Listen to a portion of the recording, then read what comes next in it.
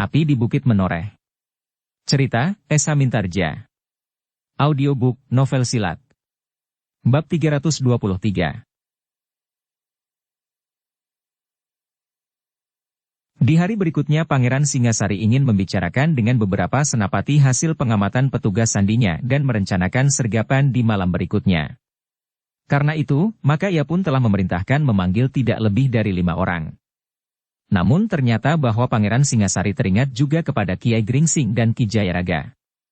Karena itu, maka dalam pembicaraan itu, Pangeran Singasari telah memanggil pula Kiai Gringsing dan Ki Jayaraga. Raden Rangga yang tidak ikut dipanggil oleh pamandanya berkata kepada Kiai Gringsing, "Jika pamanda memang tidak menghendaki aku berada di sini, sebaiknya aku dan Gelagah Putih meninggalkan pasukan ini dan melanjutkan tugas yang telah kami lakukan. Kami memang mengemban tugas yang berbeda dengan pamanda Pangeran Singasari." "Jangan Raden," berkata Kiai Gringsing yang menyadari bahwa Raden Rangga memang menjadi kesal. "Marilah kita bersama-sama melakukan rencana Ayahanda Panembahan Senapati dengan sebaik-baiknya. Jika Raden melakukan tugas secara terpisah, mungkin akan terjadi benturan-benturan yang dapat merugikan kita semuanya. Dan berarti bahwa Ayahanda Raden telah gagal apapun alasannya." "Raden," berkata Ki Jayaraga kemudian, "setuju atau tidak setuju dengan sikap Pangeran Singasari, kita semua memang wajib berusaha mencapai hasil yang sebesar-besarnya.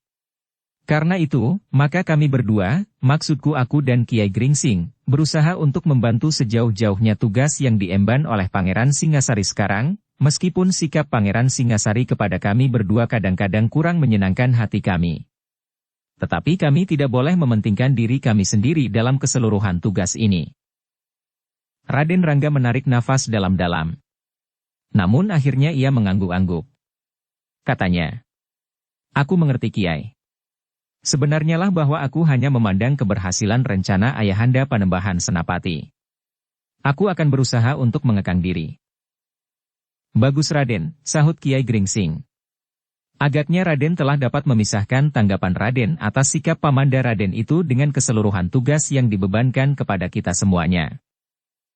"Bukanlah itu yang Kiai kehendaki," sahut Raden Rangga. "Untunglah kami berdua bertemu dengan Kiai. Jika tidak, memang mungkin kami melakukan sesuatu yang tidak sejalan dengan rencana pamanda Pangeran Singasari." "Terima kasih Raden," berkata Kiai Gringsing. "Sekarang, kami berdua akan menghadap Pangeran Singasari." Raden Rangga tidak menjawab. Sepeninggal Kiai Gringsing dan Ki Jayaraga maka ia pun kemudian duduk dengan lesu di sebuah batu yang terdapat di dekat sebuah gerumbul. Dengan kesal tiba-tiba tangannya telah mempermainkan tongkatnya, disentuhnya gerumbul perdu di dekatnya dengan ujung tongkatnya. Nampaknya kekesalan hatinya telah tersalur lewat tongkat peringgadingnya, sehingga gerumbul itu tiba-tiba telah menjadi bagaikan dipanggang api. Daun-daunnya menjadi layu dan kering. Untunglah ketika asap mulai mengepul, Gelagah Putih memperingatkannya. "Raden, kita berada di lingkungan pengawasan orang-orang Nagaraga. Jika asap mengepul dari gerumbul yang terbakar oleh kekecewaan hati Raden, maka orang-orang Nagaraga akan tertarik karenanya." Raden Rangga menarik nafas dalam-dalam. Ia pun kemudian menyelipkan tongkatnya di punggungnya sambil berkata, "Salah gerumbul itu sendiri." Namun asap tidak jadi mengepul lebih banyak dan gerumbul itu pun belum sempat terbakar. Sabung Sari yang menyaksikan hal itu menarik nafas dalam-dalam. Ia memang sudah mendengar kelebihan anak muda itu.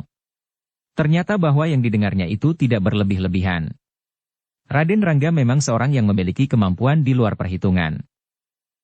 Sementara itu Pangeran Singasari telah membicarakan rencana yang akan dilakukannya malam mendatang. Ia telah mengatur pasukannya dan memberikan perintah-perintah kepada para senapati. Berdasarkan atas laporan para petugas sandi, maka Pangeran Singasari telah menentukan apa yang akan dilakukan oleh pasukan itu. "Padepokan itu adalah padepokan yang besar," berkata Pangeran Singasari.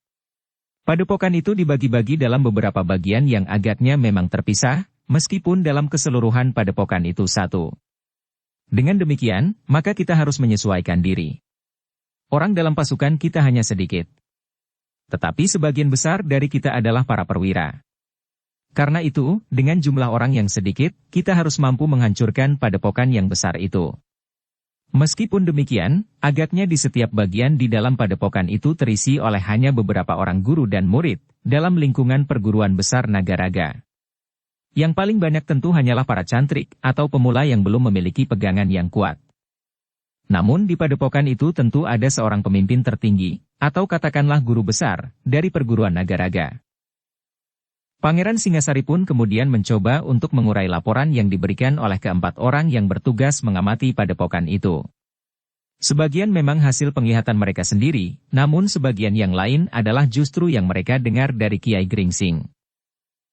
Tetapi Kiai Gringsing dan Ki Jayaraga tidak akan mengurangi penghargaan Pangeran Singasari kepada para petugas sandinya. Karena itu, keduanya sama sekali tidak menyahut. Ternyata bahwa Pangeran Singasari telah membagi pasukannya sebanyak bagian yang diperhitungkan ada di padepokan itu. Mereka tidak akan menyerang dari pintu gerbang dalam pasukan yang utuh serta mendesak dari segala arah. Tetapi menurut perhitungan Pangeran Singasari, akan lebih cepat berhasil jika prajurit Mataram itu terbagi dan langsung memasuki bagian-bagian yang membagi padepokan itu. Mereka bertugas dan bertanggung jawab untuk menghancurkan sasaran, sehingga diharapkan pada waktu yang hampir bersamaan tugas mereka akan selesai. Jika ada kesulitan, maka perwira yang bertanggung jawab di lingkaran itu harus segera memberikan laporan. Hari ini kita harus sudah membagi diri, berkata Pangeran Singasari. Aku akan memberikan petunjuk-petunjuk khusus bagi setiap orang yang bertanggung jawab pada kelompok-kelompok itu. Menurut laporan para petugas sandi, di padepokan itu ada 6 bagian yang dibatasi dengan dinding kayu meskipun tidak begitu tinggi. Nanti aku akan berbicara langsung dengan 6 orang yang akan memimpin kelompok-kelompok yang khusus, yang akan memasuki pintu gerbang. Aku akan memimpin sendiri pasukan yang khusus itu untuk bertemu langsung dengan pimpinan tertinggi padepokan itu. Berdasarkan pembicaraannya dengan para senapati terdekat, maka Pangeran Singasari pun telah menyusun kelompok-kelompok yang jumlahnya menjadi 7 itu. Setiap kelompok dipimpin oleh seorang senapati yang terpercaya. Di antara mereka adalah orang-orang yang sedang berbicara dengan Pangeran Singasari itu. Namun dalam pada itu, Pangeran Singasari sama sekali tidak menyebut-nyebut Kiai Gringsing dan Ki Jayaraga. Apalagi Sabung Sari, Gelagah Putih dan Raden Rangga. Karena itu, maka Kiai Gringsing pun telah mencoba untuk menyela. Pangeran, apakah yang Pangeran perintahkan kepada kami? Siapa saja, bertanya Pangeran Singasari. Kami berlima, jawab Kiai Gringsing. Pangeran Singasari mengerutkan keningnya. Lalu katanya, bukankah kalian bukan prajurit? Seorang di antara kami adalah prajurit Mataram, jawab Kiai Gringsing. Tetapi bukan dari kesatuan yang ditentukan, jawab Pangeran Singasari.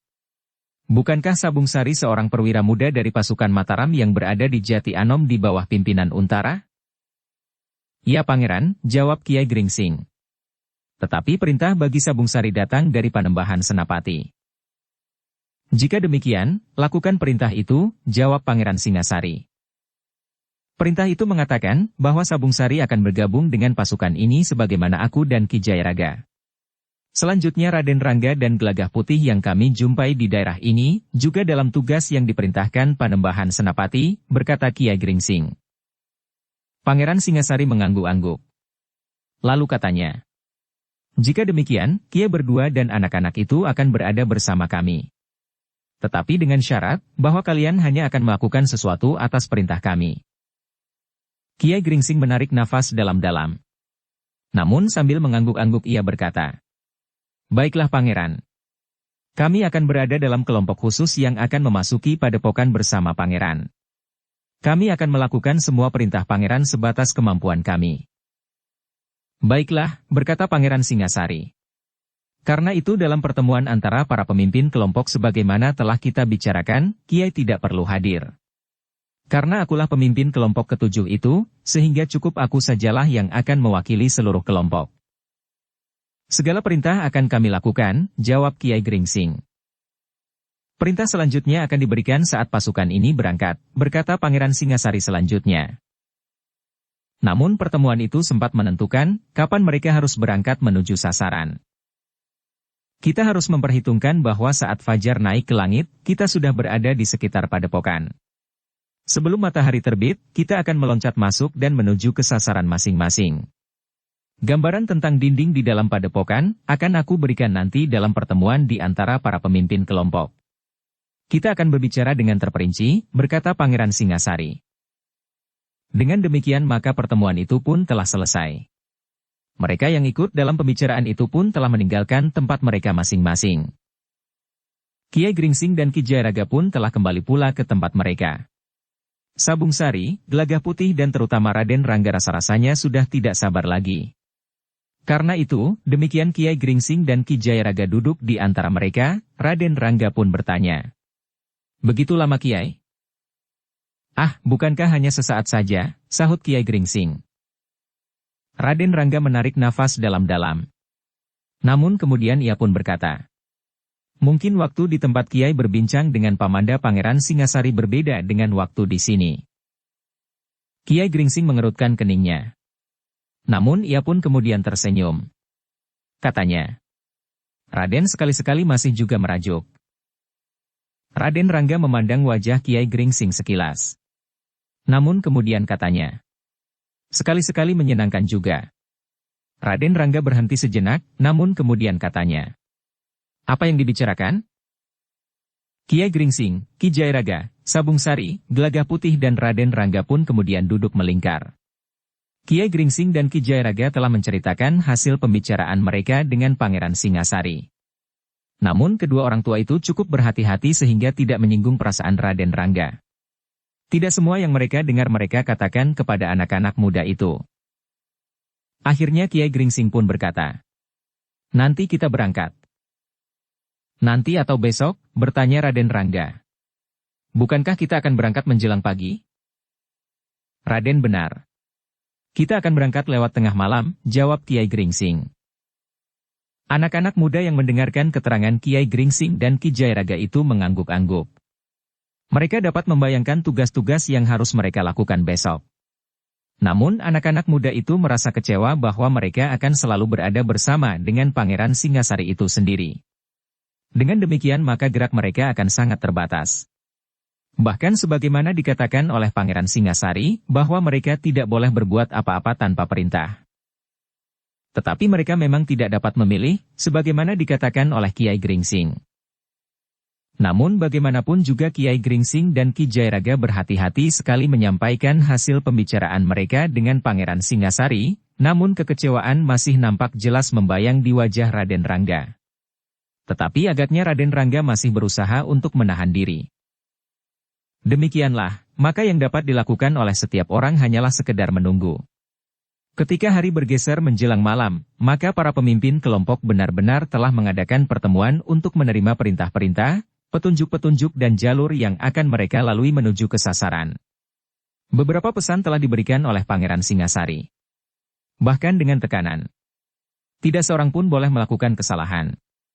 Kita akan memasuki padepokan itu dalam kelompok-kelompok. Jika satu kelompok melakukan kesalahan, maka yang lain akan sulit untuk membantu, karena setiap kelompok akan mempunyai tugas yang hampir sama beratnya.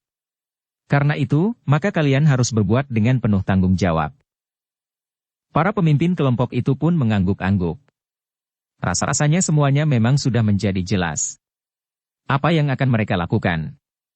Bahkan seakan-akan mereka telah melihat peristiwa yang bakal terjadi besok pagi-pagi. Ketika para pemimpin kelompok itu kembali ke tempat mereka masing-masing, maka mereka pun segera memanggil orang-orang yang termasuk dalam kelompok mereka. Para senapati itu telah menyampaikan segala perintah, pesan dan petunjuk dari Pangeran Singasari. Pangeran Singasari pun telah memanggil para perwira dan prajurit yang termasuk ke dalam kelompoknya. Namun ternyata bahwa Pangeran Singasari tidak memanggil Kiai Gringsing dan keempat orang yang bersamanya, termasuk Raden Rangga. Seorang perwira memang bertanya, bagaimana dengan orang tua itu Pangeran? Biar saja. Orang itu memiliki kelebihan. Karena itu biar saja mereka tidak usah ikut berbicara. Mereka tidak memerlukan petunjuk dan pesan. Mereka justru akan mampu mengatasi masalah yang timbul, jawab Pangeran Singasari. Tetapi mereka sebaiknya mengetahui batas-batas tugas mereka, berkata perwira itu. Aku sudah mengatakan bahwa mereka harus menunggu perintah yang akan aku berikan kemudian, berkata Pangeran Singasari. Perwira itu hanya mengangguk-angguk saja. Semua kebijaksanaan memang berada di tangan Pangeran Singasari. Ketika malam mulai gelap, maka Pangeran Singasari memerintahkan semua prajurit yang akan berangkat besok untuk beristirahat. Mereka harus menghemat tenaga yang akan dipergunakannya besok untuk bertempur melawan orang-orang Nagaraga. Mereka masih belum dapat meramalkan, apakah mereka harus bertempur sampai tengah hari, atau sehari penuh, atau justru lebih dari itu. Karena itu, maka di ujung malam itu, perkemahan orang-orang Mataram itu menjadi sepi. Para prajurit pun telah berbaring dan berusaha untuk dapat tidur, selain mereka yang bertugas. Raden Rangga yang gelisah itu pun ternyata tidak banyak melontarkan pembicaraan. Lapun telah berbaring pula dan dalam waktu yang terhitung singkat, ternyata Raden Rangga itu pun telah tertidur pula. Gelagah Putih dan Sabung Sari masih sempat tersenyum mendengar nafas Raden Rangga yang mengalir teratur. Namun mereka sendiri pun rasa-rasanya telah menjadi mengantuk pula, sehingga mereka pun segera telah jatuh tertidur pula.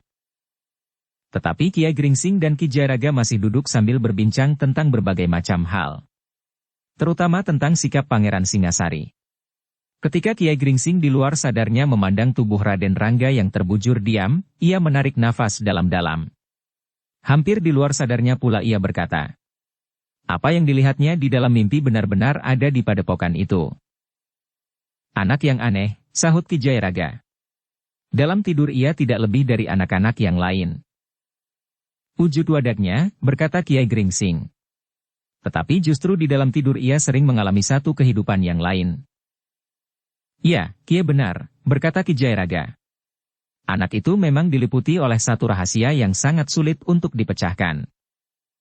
Kiai Gringsing mengangguk-angguk.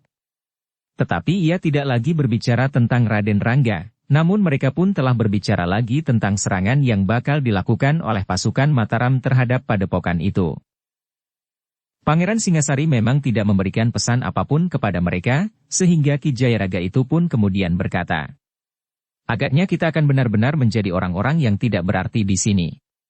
Pangeran Singasari sama sekali tidak ingin berbicara dengan kita. Mungkin Pangeran Singasari ingin menunjukkan bahwa ia mampu menyelesaikan tugas ini sendiri. Tanpa kita sekalipun, berkata Kiai Gringsing.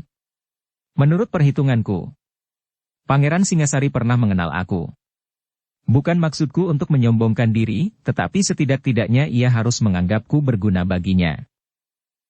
Kiai benar, berkata Ki Jayaraga. Pangeran Singasari ingin memberikan kesan kepada para perwira Mataram, bahwa ia dapat melakukannya sendiri tanpa keterlibatan kita. Bukankah dengan demikian ia akan mendapat pujian dari Panembahan Senapati, desis Kiai Gringsing. Ki Jayaraga mengangguk-angguk. Tetapi sebagai orang tua maka mereka lebih baik mengikuti garis kebijaksanaan Pangeran Singasari, meskipun dalam keadaan yang paling gawat mereka harus berbuat sesuatu tanpa menunggu perintahnya. Ketika malam menjadi semakin larut, maka kedua orang tua itu pun mulai membenahi tempat yang akan dipergunakannya untuk berbaring. Mereka pun ingin beristirahat serba sedikit sebelum besok menjelang pagi mereka harus sudah ikut dalam pasukan Mataram yang akan memasuki padepokan Nagaraga. Tetapi kedua orang itu terkejut ketika tiba-tiba saja mereka mendengar Gelagah Putih mengigau dalam tidurnya. Bahkan kemudian seperti memanggil-manggil. Raden, Raden. Tunggu. Kedua orang tua itu pun segera bangkit. Mereka memang akan membangunkan Gelagah Putih, tetapi tidak dengan serta-merta, karena memang seharusnya mereka tidak boleh mengejutkan orang yang sedang mengigau dalam tidur. Tetapi sebelum keduanya menyentuh tubuh Gelagah Putih, ternyata Gelagah Putih sudah terbangun. Bahkan bukan saja Gelagah Putih, tetapi kemudian Raden Rangga pun telah bangkit pula dan duduk sambil mengusap matanya. Kau mengigau di dalam tidurmu Gelagah Putih, berkata Kiai Gringsing. Gelagah Putih menarik nafas dalam-dalam. Ketika ia melihat Raden Rangga duduk, maka Gelagah Putih itu pun melangkah mendekatinya. Kau tidak apa-apa Raden, bertanya Gelagah Putih. Raden Rangga tidak segera menjawab. Tetapi dalam pada itu, Sabung Sari pun telah bangun pula. Ketika ia kemudian duduk, maka ia menjadi heran, bahwa semua orang telah terbangun pula. Ada apa Kiai, desis Sabung Sari. Ternyata aku terbangun paling akhir. Gelagah Putih telah mengigau dalam tidurnya, jawab Kiai Gringsing. Meskipun tidak begitu keras. Sabung Sari tersenyum. Katanya. Oh, jadi Gelagah Putih sering mengigau dalam tidur. Jarang-jarang sekali, sahut Kiai Gringsing. Tetapi sekali ini kelihatannya Gelagah Putih seperti orang yang ketakutan. Bahkan kemudian telah memanggil-manggil nama Raden Rangga. Gelagah Putih menarik nafas dalam-dalam. Katanya, "Mimpiku memang mendebarkan." "Kau bermimpi apa?" bertanya Raden Rangga. Gelagah Putih termangu-mangu sejenak. Namun kemudian katanya, "Aku melihat air yang mendebarkan jantungku." "Air bagaimana?" bertanya Sabung Sari. "Sebuah sungai yang banjir. Kemudian aku melihat sebuah kereta yang bagus sekali ditarik oleh 8 ekor kuda, berderap di atas air yang bergulung-gulung mengerikan itu. Seorang ratu yang berada di kereta itu melambaikan tangannya ke tepi di seberang," berkata Gelagah Putih. Namun tiba-tiba Raden Rangga menyahut, "Yang ada di seberang itu adalah aku." 8 ekor kuda putih dengan pakaian kuda yang sangat bagus. Sedangkan yang naik di atas kereta dikawal oleh 4 orang dayang-dayang dengan kereta masing-masing, adalah seorang putri yang mengenakan mahkota yang cemerlang seperti bulan. Di depannya duduk seorang sais, yang juga seorang perempuan yang mengenakan pakaian kelam. "Dari mana Raden tahu?" bertanya Gelagah Putih. "Bukankah yang mimpi itu aku?" "Bukankah kita kadang-kadang saling terlibat di dalam mimpi-mimpi kita?" bertanya Raden Rangga. Gelagah Putih menarik nafas dalam-dalam. Sementara itu Kiai Gringsing yang juga heran mendengar Raden Rangga yang dapat menyambung keterangan Gelagah Putih tentang mimpinya berdesis. Memang kadang-kadang di luar nalar. Raden Rangga menarik nafas dalam-dalam, sementara Gelagah Putih menjadi tegang. Dengan nada berat ia berkata, "Ternyata Raden tertarik dan memperhatikan kereta itu." "Kau lihat putri yang memakai mahkota yang bercahaya kekuningan?" bertanya Raden Rangga. "Ya." "Dengan sais berpakaian warna gelap," jawab Gelagah Putih. "Wujud dari putri itu adalah wujud ibuku. Wajahnya adalah wajah ibuku. Kecantikannya adalah kecantikan ibuku. Tubuh yang ramping dengan pakaian yang gemerlapan itu adalah tubuh ibuku. Tetapi ibuku adalah perempuan yang sederhana, meskipun ia istri Panembahan Senapati. Apalagi ibu diambil oleh ayahanda dari sengkerannya sebelum ayahanda menjadi Panembahan Senapati seperti sekarang ini. Meskipun dalam wujudnya aku melihat ibunda, tetapi aku merasa bahwa ibunda tidak akan mendapatkan kebebasan seperti putri itu," berkata Raden Rangga dengan nada berat. Bahkan nada suaranya masih menurun lagi. "Meskipun demikian, rasanya memang ada ikatan antara aku dan putri itu. Aku tidak kuasa lagi menolak lambaian tangannya. Meskipun demikian aku memang mencoba untuk bertahan. Seperti waktu-waktu yang lewat aku mohon kesempatan untuk tidak menyertainya." "Ya," Gelagah Putih tiba-tiba memotong. "Raden memang menolak. Raden tidak mendekat." "Iya, aku ingat sekarang." "Tetapi putri itu sudah tidak sabar lagi," desis Raden Rangga. Kereta yang beriringan itu berhenti. Dan aku dengar suaranya yang lembut, tepat seperti suara ibuku. Betapa putri itu memanggilku, dan bahkan aku merasa seakan-akan ibundaku sendirilah yang telah memanggilku. Namun aku mencoba untuk bertahan dan tetap berdiri di luar banjir bandang itu." Raden Rangga berhenti sejenak, lalu. Tetapi tiba-tiba putri itu mengurai selendangnya yang berwarna aneh. Seperti warna kulit seekor ular sanca yang berbunga-bunga. Tiba-tiba saja selendang itu dikibarkannya. Aku sama sekali tidak mengira bahwa selendang itu dapat mekar dan memanjang. Ternyata dari tengah-tengah banjir bandang itu, selendang yang berwarna kulit ular itu mampu menggapai aku yang berdiri di tepi sungai yang sedang banjir itu, di atas tanggul. Karena itulah maka aku telah berteriak memanggil. Aku melihat selendang yang berwarna kulit ular itu membelitnya dan menariknya ke dalam kereta, sambung Gelagah Putih. Aku berusaha memanggilnya. Ketika kereta itu kemudian bergerak lagi, dan 8 ekor kuda itu mulai berderap, aku telah berteriak-teriak memanggil nama Raden Rangga. Agaknya karena itulah aku telah mengigau. Kiai Gringsing menarik nafas dalam-dalam. Sementara Ki Jayaraga berkata, "Hampir tidak mungkin bahwa 2 orang telah bermimpi sebagaimana terjadi dalam kenyataan hidup ini. Keduanya mengalami satu peristiwa yang tepat sama." Sementara itu Raden Rangga telah berkata dengan nada yang sangat dalam. "Dan aku pun pergi bersama putri yang wujudnya adalah wujud ibundaku. Raden, berkata Gelagah Putih kemudian. Bagaimanakah kiranya jika Raden berusaha untuk menemui Ibunda Raden? Apakah Ibunda mempunyai sentuhan jiwani dengan peristiwa mimpi itu? Tidak, jawab Raden Rangga. Pada mimpi-mimpiku yang terdahulu, Ibunda tidak pernah mendapat sentuhan perasaan sama sekali. Ibunda tidak pernah mengetahui apa yang terjadi atas diriku, dan tidak pernah mendapatkan isyarat apapun sebagaimana nampak di dalam mimpiku. Namun Ibunda adalah seorang yang terlalu pasrah pada keadaan, sehingga seakan-akan dirinya justru tidak bersikap sama sekali. Kosong. Orang-orang yang mendengar keterangan Raden Rangga itu termangu-mangu. Kiai Gringsing dan Ki Jayaraga tiba-tiba saja teringat kepada seekor ular naga yang di dalam goa. Namun keduanya sama sekali tidak menyebutnya.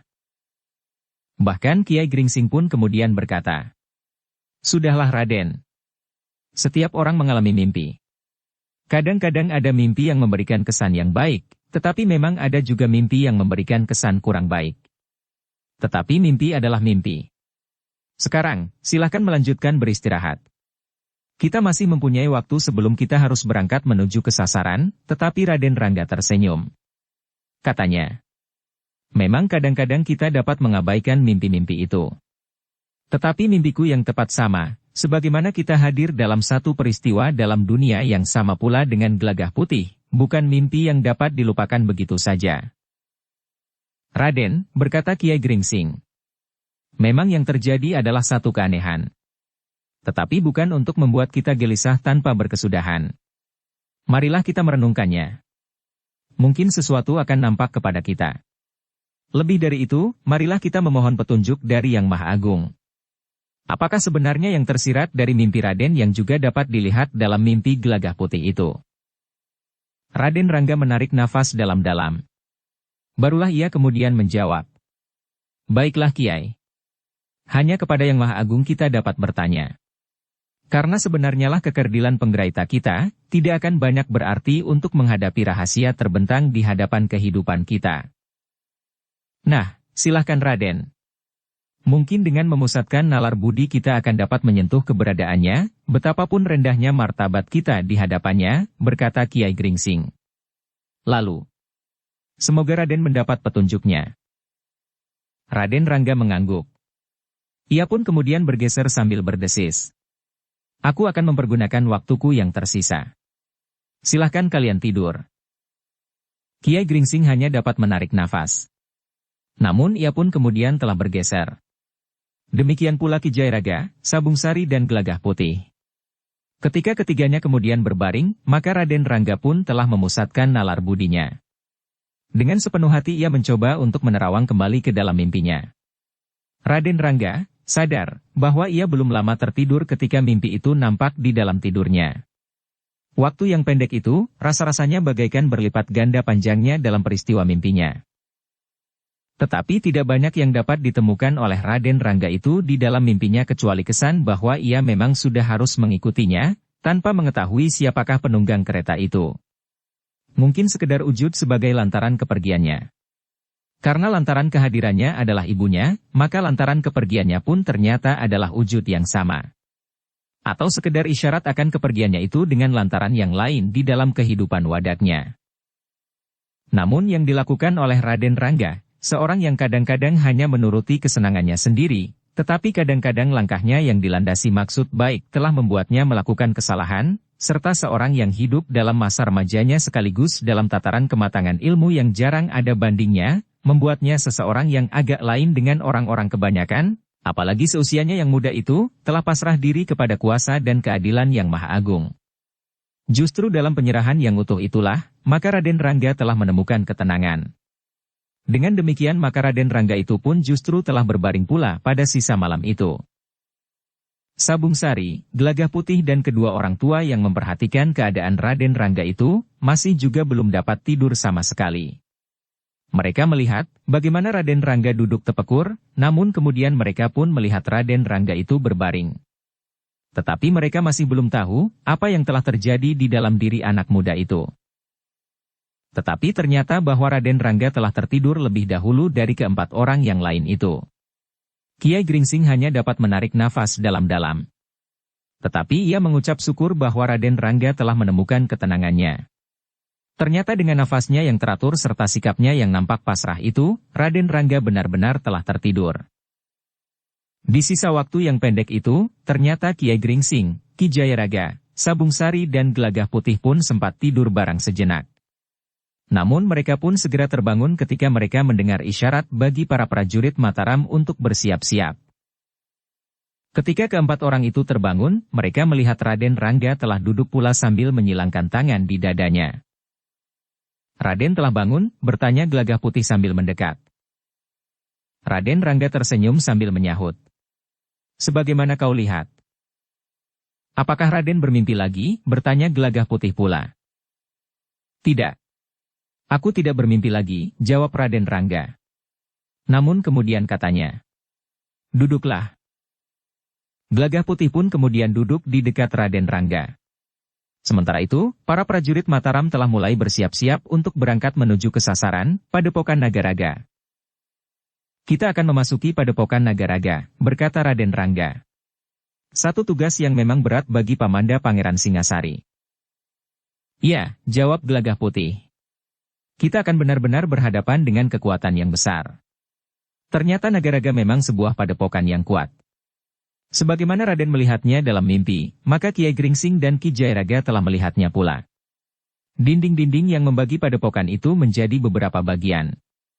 Sanggar yang jumlahnya sebanyak bagian yang ada, serta sanggar yang besar dan terbuka di bagian belakang. Berhati-hatilah Gelagah Putih, pesan Raden Rangga. Kau tidak boleh hilang dalam pertempuran itu. Maksud Raden, bertanya Gelagah Putih. Sudahlah. Kau sebaiknya berbenah diri, berkata Raden Rangga. Nanti kau ketinggalan. Pamanda Singasari tidak akan mau mendengar alasan apapun bagi mereka yang dianggapnya terlambat. Gelagah Putih mengangguk kecil. Ia pun kemudian meninggalkan Raden Rangga.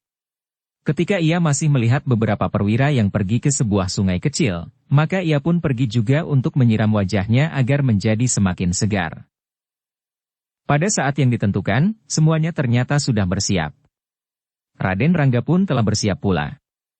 Namun ketika Gelagah Putih melihatnya, ia terkejut. Raden Rangga ternyata membelitkan sehelai kain putih di lehernya. Apa artinya itu Raden? Bertanya Gelagah Putih. Raden Rangga tidak pernah mengenakan sehelai kain putih di leher seperti itu.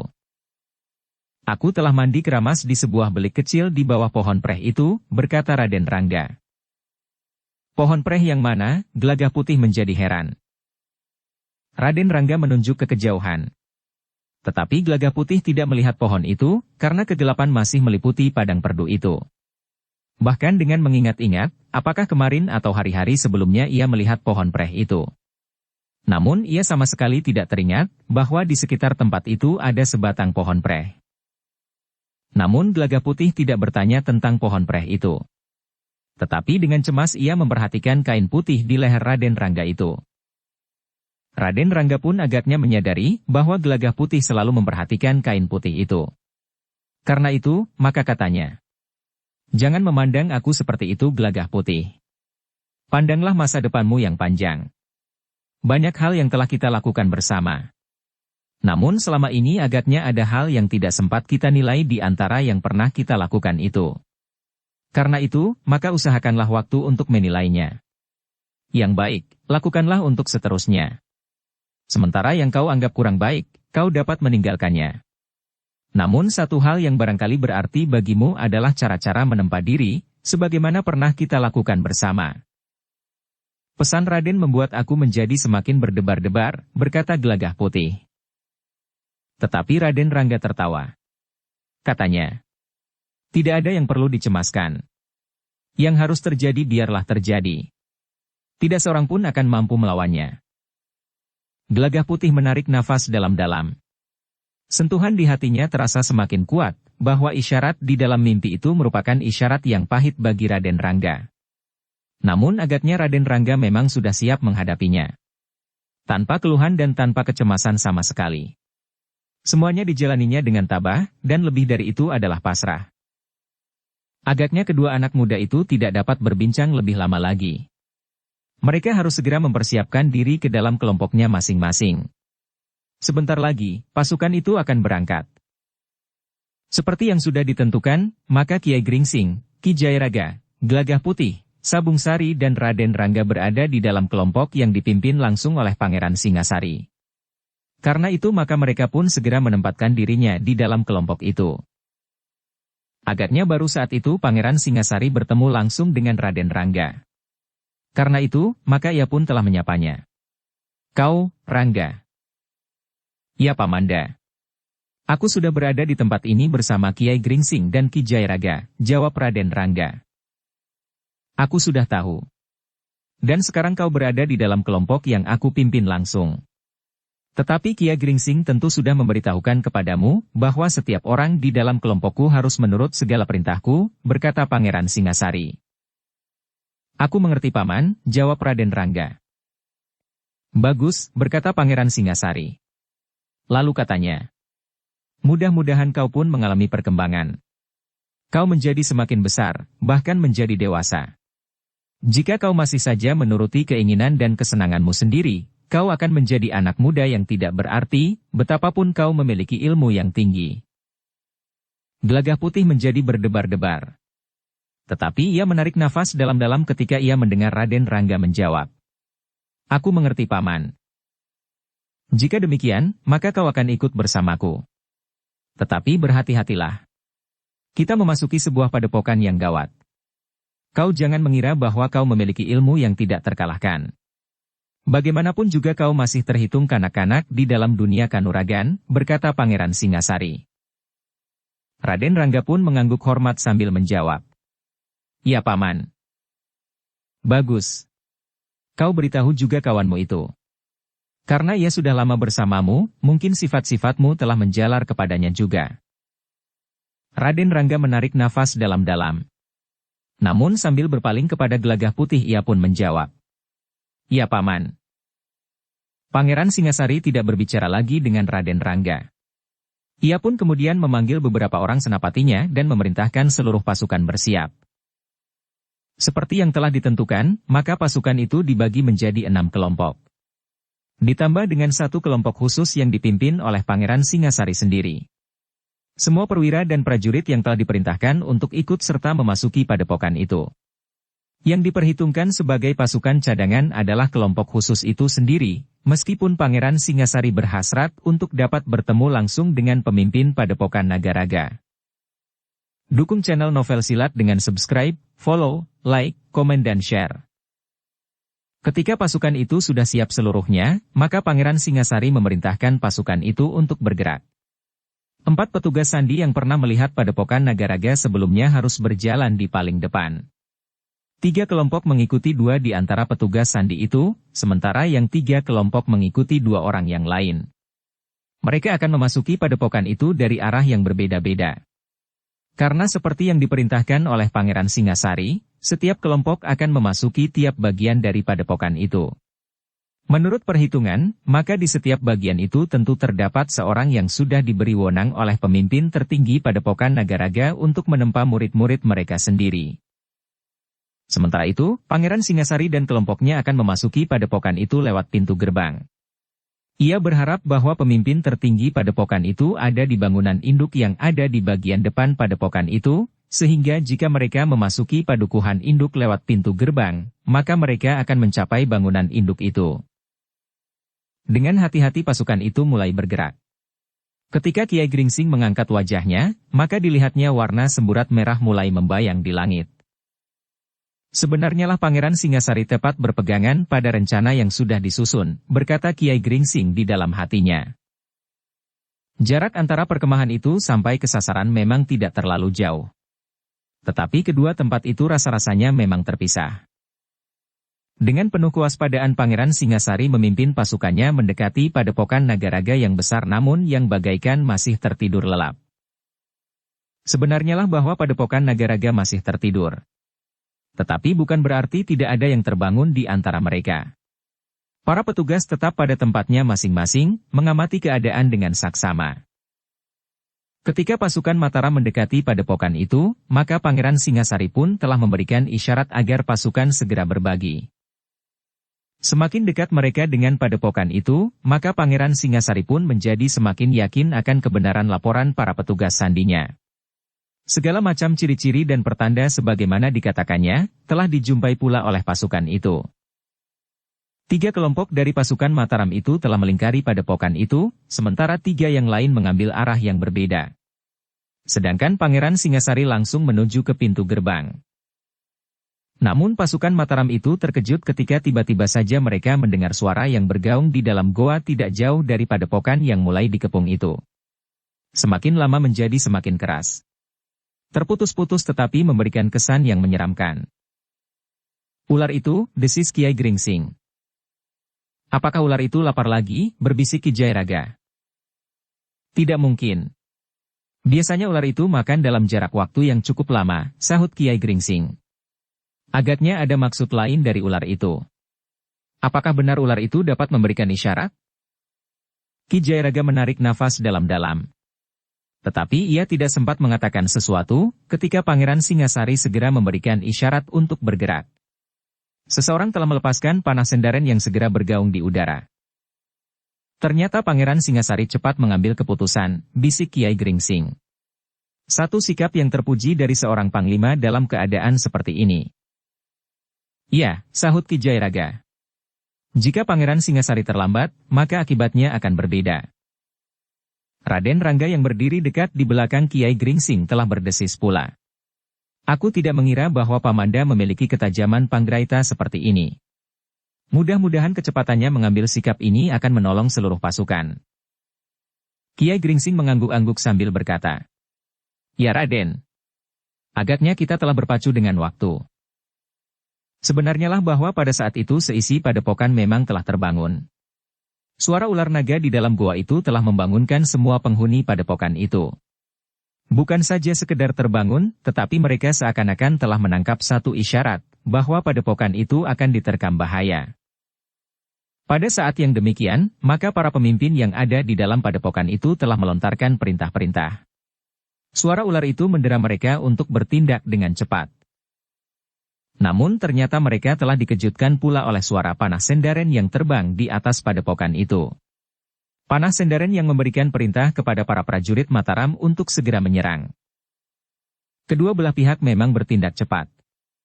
Namun ternyata pasukan Mataram yang memang terlatih, apalagi yang terdiri sebagian besar dari para perwira, telah berloncatan masuk.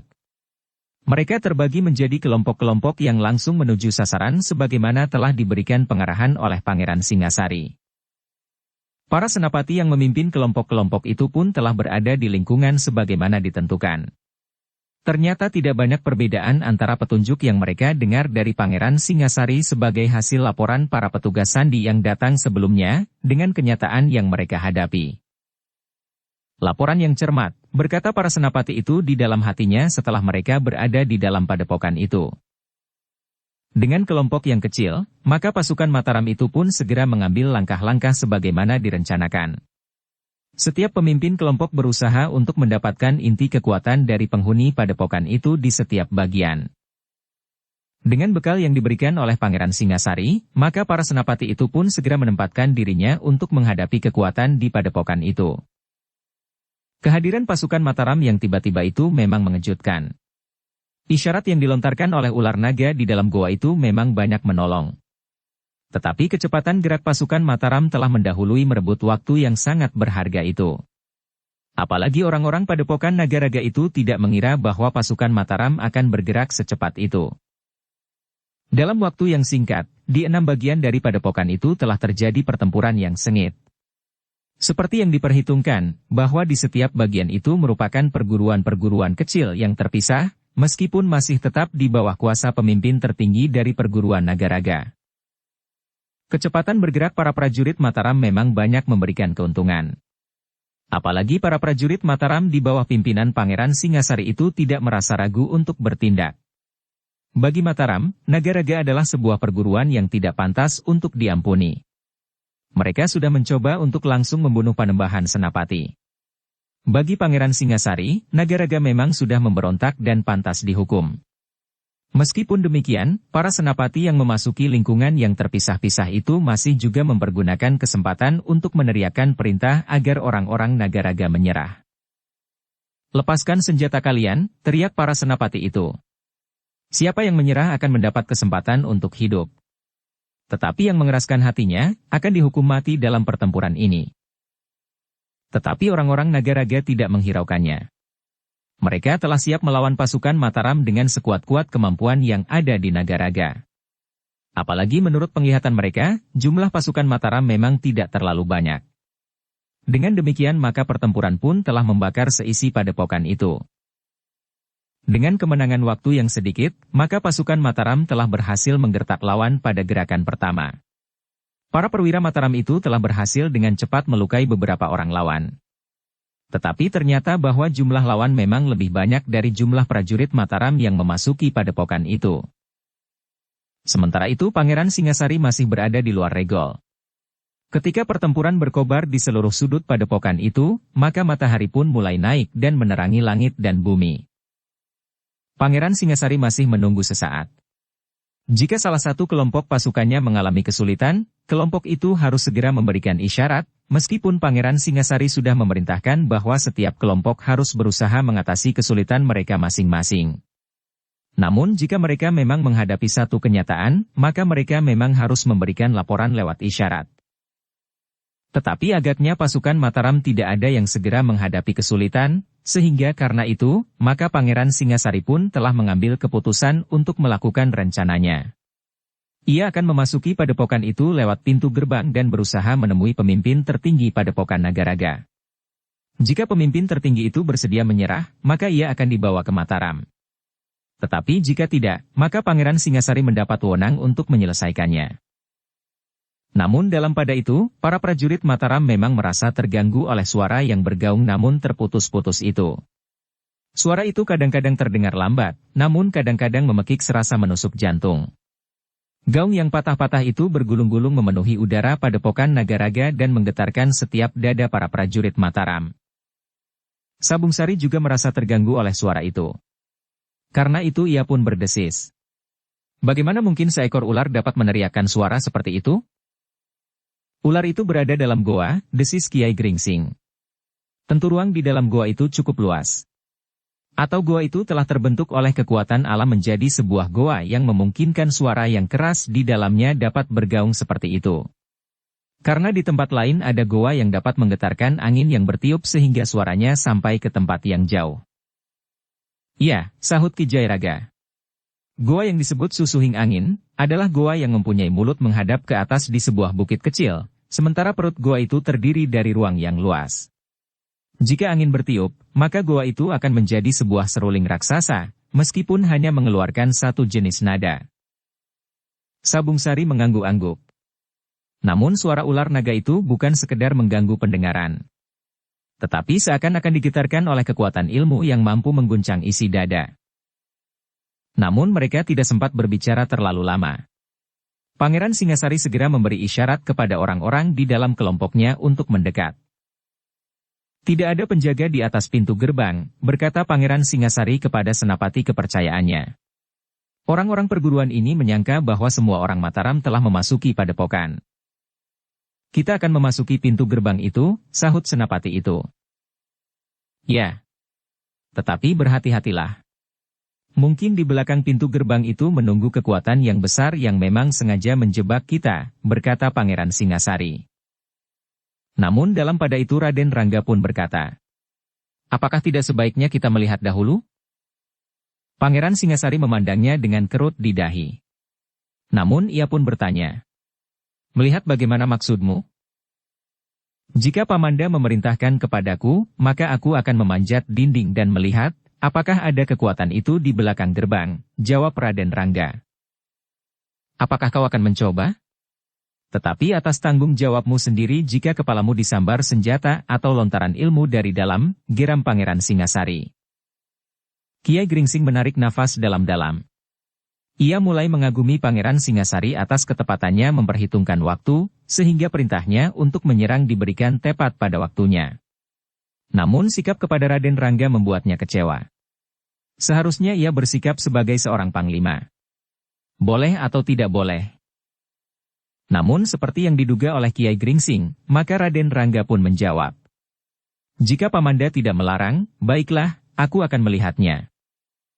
Pangeran Singasari memang nampak ragu-ragu. Namun akhirnya ia pun berkata, sudah aku katakan, terserah kepadamu. Raden Rangga tersenyum. Ia pun kemudian melangkah mendekati pintu gerbang. Namun dalam pada itu, Kiai Gringsing telah maju mendekati Pangeran Singasari sambil berkata, Pangeran, yang dilakukan oleh Raden Rangga itu sangat berbahaya. Itu tanggung jawabnya sendiri, jawab Pangeran Singasari. Aku mohon Pangeran melarangnya, berkata Kiai Gringsing. Pangeran Singasari memang merenungkan pendapat itu. Tetapi ternyata bahwa sudah terlambat untuk mencegah. Raden Rangga sudah berada dekat di muka pintu gerbang.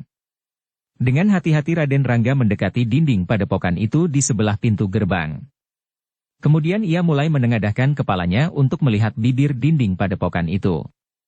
Ketika ia memandang ke arah Kiai Gringsing, ia melihat Kiai Gringsing itu melambaikan tangannya.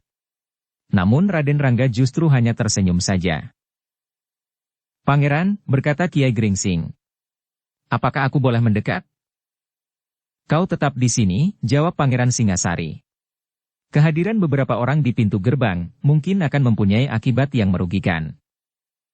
Aku akan berusaha untuk tidak menimbulkan akibat apapun, berkata Kiai Gringsing. Juga atas tanggung jawabku sendiri, sebagaimana Raden Rangga. Pangeran Singasari mengerutkan keningnya. Namun Pangeran Singasari itu pun kemudian ternyata menganggukkan kepalanya. Kiai Gringsing memang menjadi semakin tidak mengerti sifat kepemimpinan Pangeran Singasari. Tetapi ia memang merasa perlu untuk mendekati Raden Rangga. Dengan tergesa-gesa Kiai Gringsing melangkah menuju ke pintu gerbang pula. Tetapi ternyata bahwa Raden Rangga telah berusaha untuk meloncat. Tangannya menggapai bibir dinding padepokan itu di sebelah pintu gerbang. Perlahan-lahan Raden Rangga menarik tubuhnya ke atas. Memang satu sikap yang sulit sekali dilakukan oleh orang lain. Tetapi Raden Rangga dapat melakukannya. Perlahan-lahan tubuhnya memang terangkat, sementara kakinya tidak berjejak pada dinding padepokan itu. Tetapi Raden Rangga memang harus berhati-hati. Perlahan-lahan kepalanya terjulur di atas dinding padepokan. Jantung Raden Rangga memang berdesir, ia melihat beberapa orang yang bersiap berdiri di halaman padepokan itu menghadap ke arah pintu gerbang. Agaknya mereka sudah mengerti bahwa sekelompok prajurit Mataram akan memasuki padepokan itu lewat pintu gerbang itu. Raden Rangga memperhatikan orang-orang itu sejenak. Di antara mereka terdapat seorang yang sudah mendekati masa senjanya, sebagaimana Kiai Gringsing. Tetapi seperti juga Kiai Gringsing, orang itu masih nampak kokoh dan matanya memancarkan ketajaman ilmunya. Raden Rangga memang terkejut ketika tiba-tiba saja orang itu berpaling kepadanya. Dengan tatapan matanya yang tajam itu, ia memandang kepadanya. Nah, berkata orang itu. Aku memang menunggumu anak muda. Ternyata kau adalah anak muda yang berani, tetapi tidak mempunyai penalaran yang jernih. Aku sudah mengira bahwa kau akan mengintip dengan caramu itu. Namun dengan demikian aku tahu bahwa kau memang mempunyai kelebihan dari orang lain. Tidak banyak orang dapat melakukan sebagaimana kau lakukan. Tetapi karena kau sudah melanggar hakku, maka kau harus mati. Terimalah nasibmu yang malang itu anak muda. Raden Rangga menyadari bahwa ia akan mendapat serangan yang dahsyat dari orang itu. Karena itu, maka ia pun telah berada dalam puncak kemampuannya pula. Tetapi demikian cepatnya orang itu mengangkat tangannya, telapak tangannya yang terbuka mengarah kepadanya. Raden Rangga hampir tidak mempunyai waktu. Ia memang dengan serta-merta menelusur turun. Tetapi sambaran ilmu orang itu benar-benar dahsyat sekali. Kecepatan gerak Raden Rangga pun telah mengherankan pula bagi orang tua itu. Demikian cepatnya anak itu tanggap akan keadaan. Namun sambaran yang meluncur selapis daun di atas dinding itu benar-benar telah menggetarkan setiap hati. Udara yang bergetar karena serangan itu, telah melemparkan Raden Rangga, sehingga Raden Rangga itu pun telah diterbangkan beberapa langkah. Namun untunglah, bahwa yang mengalami serangan itu adalah Raden Rangga. Demikian ia terlontar, maka ia masih sempat berputar di udara dan jatuh di atas kedua kakinya. Namun untuk sesaat Raden Rangga harus berjuang untuk memantapkan keseimbangan tubuhnya sehingga Raden Rangga itu tidak terjatuh karenanya. Pangeran Singasari dan para prajurit Mataram terkejut. Bahkan Kiai Gringsing, Ki Jayaraga, Sabungsari dan Gelagah Putih pun terkejut pula. Namun mereka pun kemudian menarik nafas dalam-dalam ketika mereka melihat Raden Rangga masih berdiri tegak. "Gila," geram Raden Rangga. "Ikat kepalaku." Ikat kepala Raden Rangga jatuh beberapa langkah daripadanya. Sementara itu Pangeran Singasari pun menjadi berdebar-debar. Jika bukan Raden Rangga, maka mungkin sekali kepala anak itu sudah terlepas, terbawa oleh sambaran ilmu yang meluncur dengan dahsyatnya itu. Satu contoh ilmu yang luar biasa, desis Kiai Gringsing yang sudah berdiri selangkah di sebelah Raden Rangga. Raden Rangga pun menarik nafas dalam-dalam. Terasa jantungnya masih berdebaran oleh serangan maut yang hampir saja membakar rambutnya. Sambil melangkah memungut ikat kepalanya Raden Rangga berkata, "Ada beberapa orang di halaman. Kita melaporkannya kepada Pangeran Singasari," berkata Kiai Gringsing. Sambil mengenakan ikat kepalanya, maka Raden Rangga dan Kiai Gringsing pun melangkah mendekati Pangeran Singasari. "Hampir saja kepalamu diremukannya," desis Pangeran Singasari. "Karena itu, kau jangan terlalu sombong. Meskipun yang kau lakukan itu adalah tanggung jawabmu sendiri, tetapi jika kepalamu benar-benar hancur, maka kau akan menjadi korban yang pertama dari pasukan ini. Bukan karena perintahku, tetapi karena keinginanmu yang tidak terkendali," berkata Pangeran Singasari kemudian. Raden Rangga itu mengerutkan dahinya. Tetapi sebelum ia menjawab Kiai Gringsing berkata mendahuluinya. Raden memang agak tergesa-gesa. Tetapi bersyukurlah bahwa Raden selamat. Raden Rangga mengangguk-angguk. Katanya, "Ya, bersyukurlah bahwa aku selamat. Untung pula kiranya karena agaknya pemilik padepokan itu tidak mau merusakkan dinding padepokannya. Jika ia merendahkan serangannya sedikit saja dan membiarkan bibir dinding padepokannya ikut pecah, maka aku kira tubuhku memang telah diremukannya." "Cukup," geram Pangeran Singasari. "Seharusnya kau menyesalinya. Bukan justru menjadi suatu kebanggaan." Raden Rangga memandang wajah pamandanya dengan tatapan mata yang aneh. Namun kemudian ia hanya dapat menarik nafas. Kiai Gringsing yang berdiri di sebelahnya masih menunggu. Ia memang mengharap Raden Rangga melaporkan hasil penglihatannya. Tetapi ternyata Raden Rangga hanya diam saja sambil menundukkan kepalanya. Yang kemudian justru bertanya adalah Pangeran Singasari. "Nah, apakah yang kau lihat di belakang pintu gerbang?" Raden Rangga menarik nafas dalam-dalam. Sekilas ia berpaling kepada Kiai Gringsing. Namun agaknya Kiai Gringsing tanggap akan maksud anak nakal itu. Ternyata Raden Rangga memang tidak mau melaporkannya. Ia menunggu Pangeran Singasari bertanya kepadanya. "Pamanda," berkata Raden Rangga. "Aku memang ingin memberikan laporan itu. Mudah-mudahan berarti bagi pasukan Mataram, bukan sekedar memenuhi kesenanganku sendiri." "Cukup," geram Pangeran Singasari. "Katakan." Raden Rangga menarik nafas dalam-dalam. Namun ia pun kemudian memang mengatakan apa yang dilihatnya di belakang pintu gerbang yang tertutup itu. Pangeran Singasari termangu-mangu sejenak. Tetapi tidak ada pilihan lain baginya, kecuali harus memasuki pintu gerbang itu. Sebagai adik Panembahan Senapati, maka Pangeran Singasari memang memiliki ilmu yang tinggi. Tetapi kematangan ilmunya masih berada di bawah tataran Panembahan. Bahkan kelengkapan ilmunya pun masih harus ditingkatkannya. Meskipun demikian Pangeran Singasari adalah seorang pangeran yang disegani. "Kita akan memecahkan pintu gerbang ini," berkata Pangeran Singasari. "Tetapi harus dengan sangat berhati-hati," desis Kiai Gringsing. Pangeran Singasari mengerutkan keningnya. Ia memang tidak begitu senang terhadap orang yang dianggapnya mengguruinya. Namun ia harus menahan diri terhadap Kiai Gringsing, karena ia sadar bahwa Kiai Gringsing adalah orang yang berilmu sangat tinggi. Bagaimanapun juga Pangeran Singasari adalah seorang yang menghargai penalarannya. Ia harus mengakui kenyataan bahwa di dalam pintu gerbang itu terdapat setidak-tidaknya seorang yang berilmu sangat tinggi. Orang yang telah menyerang Raden Rangga. Mungkin ia dapat menempatkan diri menghadapi orang itu tanpa menentukan apakah ia akan menang atau kalah. Tetapi jika ada orang lain yang memiliki kemampuan yang tinggi pula, maka ia memang memerlukan Kiai Gringsing. Aku tidak akan mampu melawan dua orang berilmu tinggi sekaligus, berkata Pangeran Singasari di dalam hatinya. Sesaat Pangeran Singasari masih memandang pintu gerbang padepokan yang kokoh itu, namun ia memang tidak ingin tergesa-gesa mengambil langkah, tetapi salah. Namun dalam pada itu, suara ular naga yang berada di dalam goa itu yang untuk beberapa saat agak menurun, tiba-tiba terdengar lagi, bergaung semakin keras, terputus-putus. Seakan-akan dengan sengaja menghentak-hentak jantung, sehingga rasa-rasanya akan terlepas dari tangkainya. Para perwira dan prajurit serta orang-orang yang berada di dalam kelompok khusus yang dipimpin langsung oleh Pangeran Singasari itu masih menunggu. Sementara itu, di bagian-bagian yang terpisah-pisah di dalam padepokan itu, pertempuran berlangsung semakin lama semakin sengit. Para prajurit Mataram telah berjuang atas nama kebesaran nama Panembahan Senapati yang telah diancam hidupnya oleh perguruan Nagaraga itu. Dengan demikian maka para prajurit Mataram itu benar-benar bertempur dengan garangnya. Namun Senapati yang memimpin kelompok-kelompok kecil itu masih meneriakkan peringatan. Menyerah atau kita hancurkan sampai lumat. Namun orang-orang perguruan Nagaraga itu memang tidak ingin menyerah.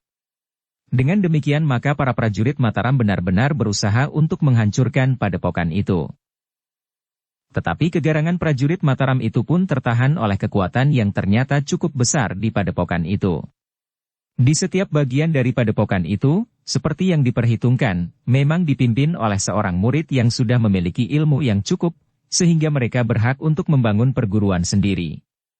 Namun karena mereka masih harus berada di bawah pengawasan, maka perguruan-perguruan itu dihimpun menjadi satu di dalam lingkungan padepokan Nagaraga. Karena itulah, maka di setiap bagian dari padepokan itu, terdapat paling sedikit seorang yang berilmu tinggi. Menghadapi kekuatan tertinggi di setiap bagian dari padepokan itu, maka Senapati yang memimpin kelompok-kelompok itu tidak dapat bertempur seorang diri. Hal itu memang sudah diperingatkan oleh Pangeran Singasari. Pada umumnya murid terdekat dan apalagi yang dianggap sudah mampu berdiri sendiri, tentu memiliki ilmu yang tinggi. Karena itu, maka setiap senapati telah menugaskan sedikitnya seorang perwira untuk bertempur bersamanya menghadapi pemimpin dari bagian padepokan itu.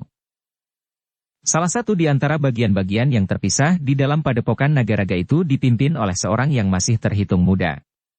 Seorang yang bertubuh tinggi agak kekurus-kurusan.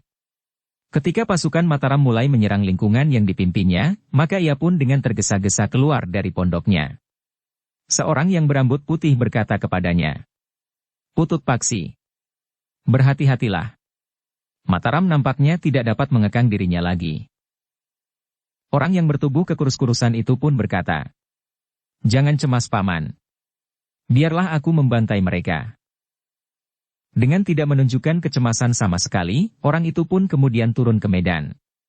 Ketika senapati yang memimpin kelompok pasukan Mataram di bagian padepokan yang dipimpin oleh Putut Paksi itu melihatnya, maka ia pun langsung menempatkan diri untuk menghadapinya. Demikian keduanya terlibat dalam pertempuran, maka segera terasa bahwa senapati yang memimpin kelompok itu tidak akan mampu menghadapinya seorang diri. Karena itu, maka ia pun segera memberikan isyarat kepada perwira kepercayaannya yang memang sudah dipersiapkannya. Bersama perwira itu, maka keduanya telah berusaha untuk mematahkan perlawanan Putut Paksi yang berilmu tinggi itu. Namun hal itu tidak mudah dilakukannya. Ternyata melawan dua orang perwira terpilih yang dikirim oleh Mataram, Putut Paksi itu tidak merasa kesulitan. Namun murid-murid Nagaraga yang diserahkan di bawah bimbingannya serta para cantrik agaknya memang harus bekerja keras untuk melawan para perwira dari Mataram. Bahkan karena para prajurit Mataram dibekali pengertian bahwa Nagaraga telah melakukan kesalahan yang terlalu besar, maka para prajurit Mataram itu pun telah bertindak dengan keras pula. Namun orang-orang Nagaraga pun telah mengimbanginya pula. Para pemimpin yang diserahi memimpin bagian-bagian dari padepokan itu pun kemudian telah berjuang untuk mempertahankan padepokannya. Karena mereka adalah murid-murid terpilih dari perguruan Nagaraga, maka pada umumnya mereka memiliki ilmu yang tinggi. Tetapi para perwira Mataram yang juga terpilih telah melawannya dalam kelompok-kelompok. Sementara yang lain telah berusaha untuk menahan perlawanan para cantrik dan murid-murid Nagaraga yang diserahkan bimbingannya kepada para putut itu. Dengan demikian, maka pergolakan di seluruh padepokan itu semakin lama menjadi semakin keras. Dua kekuatan yang mempunyai latar belakang kemampuan ilmu yang berbeda. Para prajurit Mataram lebih banyak berlatih dalam kesatuan-kesatuan masing-masing, sehingga mereka memiliki kemampuan yang tinggi dalam perang gelar dan perang dalam kelompok-kelompok tertentu. Namun orang-orang padepokan lebih banyak mempercayakan kemampuan mereka pada kemampuan perseorangan. Ketika pertempuran itu berkobar besar di dalam padepokan, maka Pangeran Singasari telah siap untuk memasuki padepokan itu lewat pintu gerbang. Dengan kesadaran sepenuhnya bahwa di belakang pintu gerbang itu terdapat orang-orang yang berilmu tinggi, maka Pangeran Singasari telah siap untuk menghancurkan pintu gerbang itu. Tidak dengan kekuatan wajar, tetapi dengan ilmunya yang tinggi. Kita akan mendekat, berkata Pangeran Singasari. Kita akan bersama-sama menghantam pintu gerbang itu. Namun kemudian dengan cepat kita harus menghindar ke samping. Orang-orang yang ada di dalam padepokan itu tentu akan dengan cepat menyerang dari dalam. Tidak ada seorang pun yang bertanya. Mereka sudah tahu apa yang kira-kira akan terjadi. Beberapa orang itu akan menghantam pintu gerbang dengan lambaran ilmu mereka. Demikian pintu itu pecah, maka orang-orang yang ada di dalam dinding itu akan segera menyerang mereka dari jarak tertentu. Dengan demikian maka orang-orang yang akan memecahkan pintu gerbang itu pun harus menyiapkan dirinya baik-baik. Mereka harus mampu bergerak cepat. Meloncat, menghantam dinding itu dengan kekuatan ilmu mereka, dan kemudian meninggalkan dengan cepat pula, sehingga mereka akan terlepas dari serangan yang dahsyat sebagaimana telah dilakukan atas Raden Rangga. Namun ketika mereka mulai bergerak, maka tiba-tiba Raden Rangga berdesis. Pamanda, apakah aku boleh menyampaikan pendapat? Pangeran Singasari ragu-ragu. Namun akhirnya ia berkata, katakan, cepat. Aku tidak mempunyai banyak waktu. Raden Rangga memang agak ragu-ragu. Namun ia pun kemudian memaksa diri untuk berkata, Pamanda, apakah Pamanda tidak mencoba untuk memecahkan pintu gerbang itu tanpa harus mendekat? Bukankah dari jarak 5-6 langkah agak ke samping, Pamanda akan dapat memecahkan pintu gerbang itu dengan kemampuan ilmu yang ada? Sebagaimana Pamanda lihat, serangan yang dilontarkan oleh orang yang ada di dalam dinding padepokan itu sangat berbahaya. Jika Pamanda mencoba memecahkan pintu gerbang itu dengan sentuhan wadak, dan bersamaan dengan itu orang-orang yang ada di dalam dinding padepokan itu melepaskan serangan, maka mungkin sekali akan terjadi sesuatu yang tidak diinginkan. Pangeran Singasari mengerutkan keningnya. Namun ia pun kemudian menjawab. Kau sangka aku tidak memperhitungkan hal itu? Karena itu, minggirlah. Kami akan memecahkan pintu gerbang itu dan dengan cepat menghindar. Kau tidak usah ikut, agar kau tidak justru mengganggu. Aku dan para senapatilah yang akan melakukannya. Tetapi Pamanda, orang-orang di belakang pintu gerbang itu seakan-akan melihat apa yang kita lakukan di sini. Mereka akan dapat menghitung waktu dengan tepat, justru pada saat Pamanda dan para senapati menghantam pintu gerbang, berkata Raden Rangga. Omong kosong, jawab Pangeran Singasari. Mereka tidak melihat kita. Mereka tentu memerlukan waktu barang sekejap untuk menyiapkan serangannya. Sementara itu, kita sudah berguling menyingsing. Tetapi bukankah ternyata bahwa orang itu seakan-akan melihat aku menjenguk dinding padepokan itu, berkata Raden Rangga kemudian. Ia dapat menyebut setelah ia melihat kau. Ia dapat memperhitungkan apa yang sudah kau lakukan. Bukan karena ia melihatmu dengan menembus dinding, bentak Pangeran Singasari. Raden Rangga menarik nafas dalam-dalam. Tetapi keterangan pamannya itu memang masuk akal. Karena itu, maka Raden Rangga itu tidak berbicara lagi. Pangeran Singasari yang tertahan sejenak itu berdesis. Rangga, aku peringatkan sekali lagi, bahwa kau hanya boleh berbuat sesuatu atas perintahku. Raden Rangga mengangguk hormat sambil menjawab. Baik Pamanda. Pangeran Singasari tidak menghiraukannya lagi. Bersama dengan dua orang senapati terpilihnya maka ia pun mendekat pintu gerbang itu selangkah demi selangkah. Kenapa Paman tidak mempergunakan ilmunya untuk memecahkan pintu gerbang itu dari jarak tertentu? Menurut sepengetahuanku Pamanda memiliki kemampuan untuk melakukannya, desis Raden Rangga kepada Kiai Gringsing dan Ki Jayaraga. Kiai Gringsing mengerutkan keningnya. Namun ia pun kemudian berbisik. Mungkin Pangeran Singasari ragu-ragu, apakah kekuatan ilmunya mampu memecahkan pintu gerbang itu. Sementara itu Pangeran Singasari tidak mau merendahkan dirinya, minta bantuan kita. Namun Raden Rangga itu pun berkata, tetapi aku tetap mencemaskan keselamatan Pamanda Singasari. Kiai Gringsing mengerutkan keningnya. Namun kemudian ia pun berkata, kita harus berbuat sesuatu. Apa? Bertanya Raden Rangga. Kiai Gringsing tidak menjawab. Tetapi ia berpaling ke arah para senapati dan prajurit Mataram yang menunggu dengan tegang.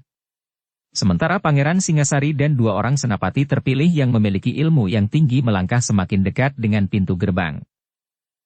Sementara itu, Raden Rangga menjadi semakin gelisah. Pintu gerbang itu terbuat dari papan yang tebal. Namun pada sambungannya terdapat celah-celah yang dapat dipergunakan untuk mengintip keluar. Seandainya orang-orang yang ada di dalam pintu gerbang itu tidak dapat mengetahui yang terjadi di luar, maka lewat celah-celah pintu itu, seseorang akan dapat mengintip dan memberikan isyarat, kapan orang-orang di belakang pintu gerbang itu harus melepaskan ilmunya. Kiai, Pamanda hampir meloncat, desis Raden Rangga. Kiai Gringsing pun kemudian berpaling ke arah Ki Jayaraga. Katanya, Ki Jayaraga, mungkin kau memiliki kemampuan lebih baik untuk melontarkan ilmu pada jarak yang agak jauh. Lakukan bersama dengan Raden Rangga, Sabung Sari dan Gelagah Putih. Pintu gerbang, bertanya Ki Jayaraga. Bukan. Tetapi dinding padepokan di sebelah pintu gerbang, jawab Kiai Gringsing. Tetapi jangan terlalu dekat. Ki Jayaraga mengerti maksud Kiai Gringsing. Dengan demikian maka benturan ilmu pada dinding padepokan itu akan menarik perhatian para pemimpin di dalam. Mereka pun kemudian menemukan sasaran. Keempat orang itu pun segera bersiap. Dalam pada itu Pangeran Singasari memang sudah bersiap. Ketika ia memberikan isyarat untuk meloncat, maka Kiai Gringsing pun memberi isyarat kepada keempat orang di sebelahnya. Serentak mereka melepaskan serangannya. Sabung Sari melepaskan serangan lewat sorot matanya, sementara Ki Jayaraga, Gelagah Putih dan Raden Rangga telah menghentakkan kekuatannya pula. Dinding itu memang mengalami hentakan yang dahsyat sekali. Berlipat dari serangan yang ditujukan kepada Raden Rangga, karena benturan itu memang dilontarkan oleh 4 orang yang berilmu tinggi. Namun benturan itu pun segera disusul oleh ledakan yang dahsyat pula. Ternyata bahwa dengan cepat orang-orang di dalam dinding padepokan itu telah bertindak. Demikian dinding itu tergetar oleh hentakan kekuatan yang dilontarkan dari luar dan merobohkannya, maka ledakan itu pun telah terjadi. Demikian cepat, sehingga hampir bersamaan waktunya. Bersamaan dengan itu pula, maka Pangeran Singasari dengan ilmunya bersama 2 orang senapati terpilih telah menghantam pintu gerbang. Mereka memang mendengar ledakan 2 kali yang hampir tanpa jarak. Namun mereka telah memusatkan nalar budi dan isyarat telah diberikan, sehingga mereka telah berada di dalam ujung gerak dan sikap.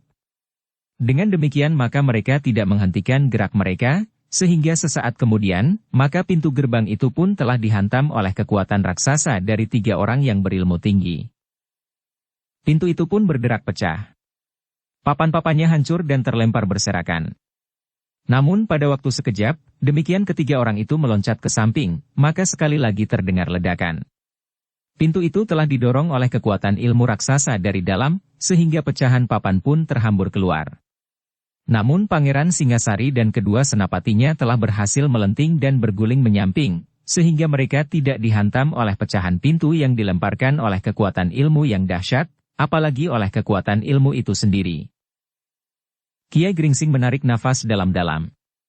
Ternyata bahwa usahanya setidak-tidaknya mempengaruhi peristiwa yang menggetarkan jantung itu. Pangeran Singasari setelah berhasil memecahkan pintu gerbang itu, dengan serta-merta telah berlari ke arah Kiai Gringsing. Dengan wajah yang tegang ia bertanya, "Apa yang telah terjadi?" Kiai Gringsing pun telah mengatakan apa yang dilakukannya bersama Ki Jayaraga, Sabung Sari, Gelagah Putih dan Raden Rangga. Dengan caranya ia telah menarik perhatian orang-orang yang ada di dalam dinding padepokan. Kiai Gringsing berharap dengan hitungan yang tepat, maka setidak-tidaknya serangan mereka atas pintu gerbang itu tertunda sekejap. Yang sekejap itu dapat dipergunakan oleh Pangeran Singasari dan kedua senapatinya untuk menghindar. "Itu tidak perlu," geram Pangeran Singasari. Waktu itu tidak perlu kau hambat dengan caramu. Pangeran mendengar suara dua ledakan yang hampir tidak berjarak tepat pada saat pangeran meloncat menghantam pintu gerbang, bertanya Kiai Gringsing. Lalu, pangeran, sebenarnya lah bahwa mereka telah bersiap di belakang pintu gerbang itu. Setiap saat mereka mampu menyerang. Mungkin tidak hanya satu orang. Ketika mereka dikejutkan oleh benturan tidak di pintu gerbang, maka mereka harus berpaling. Itulah sebabnya ada jarak waktu meskipun hanya sekejap. Tetapi jika serangan itu terjadi di pintu gerbang, maka yang terjadi akan berbeda. Pangeran Singasari mengerutkan keningnya. Ia memang dapat membayangkan bahwa ternyata orang-orang di dalam padepokan itu mampu membalas serangan yang tidak diduganya itu dengan cepat sekali. Karena itu, maka seandainya perhatian mereka tidak terpecah, maka mereka tentu akan dapat menghantam pintu gerbang itu dalam waktu yang bersamaan dengan hentakan Pangeran Singasari atas pintu gerbang itu. Sejenak Pangeran Singasari membayangkan bahwa malapetaka memang dapat terjadi. Namun demikian ia masih berkata, "Yang Kiai katakan itu mungkin benar, tetapi mungkin juga tidak. Tetapi yang penting sekarang kita akan memasuki padepokan itu." Kiai Gringsing menarik nafas dalam-dalam. Namun ia pun kemudian mengangguk sambil menjawab. "Kami akan melakukan perintah pangeran." Sabung Sari mengerutkan keningnya.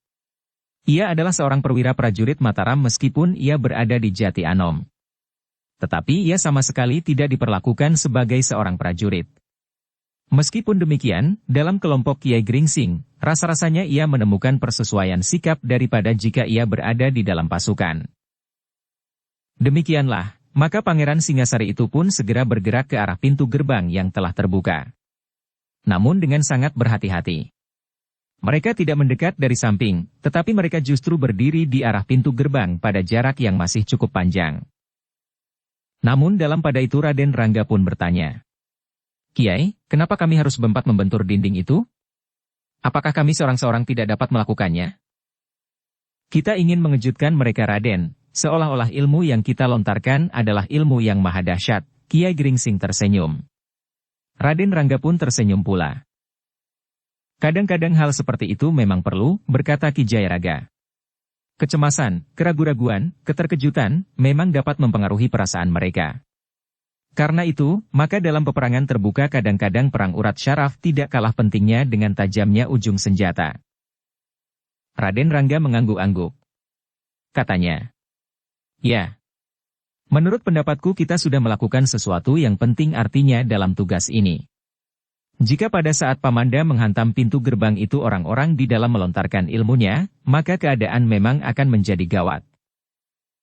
Namun mereka tidak dapat berbicara lebih panjang lagi. Mereka telah berada di muka pintu gerbang meskipun pada jarak beberapa langkah. Setapak demi setapak mereka melangkah maju. Di seberang pintu gerbang, beberapa orang memang telah menunggu. Mereka adalah orang-orang terpenting di padepokan itu. Namun juga beberapa orang murid yang siap untuk bertempur bersama dengan pemimpin tertinggi mereka. Pangeran Singasari menjadi sangat berhati-hati. Ia menyadari bahwa lawannya memiliki ilmu yang tinggi. Tetapi kini mereka dapat saling memandang, sehingga Pangeran Singasari akan dapat mengetahui jika lawannya itu akan melontarkan ilmunya, dengan ketajaman penglihatan ilmunya pula.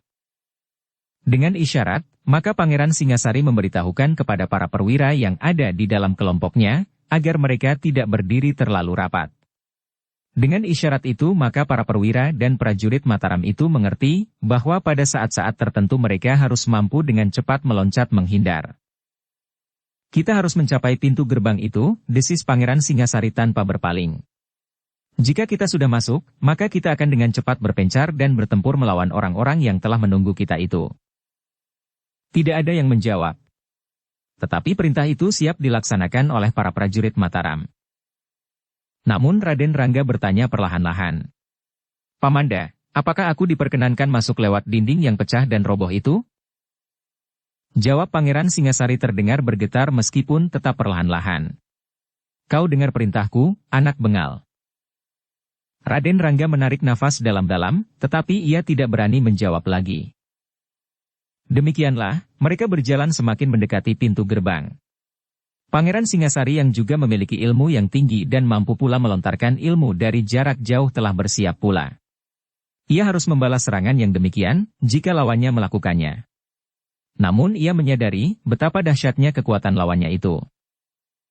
Tetapi orang-orang di dalam padepokan itu pun telah digetarkan pula oleh serangan yang menghantam dan menghancurkan dinding padepokannya.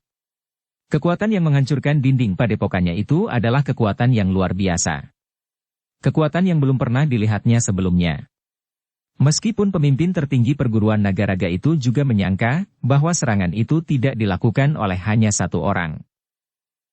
Dengan demikian maka orang-orang Nagaraga itu tidak dengan serta-merta menyerang orang-orang Mataram itu dengan ilmunya dari jarak yang jauh.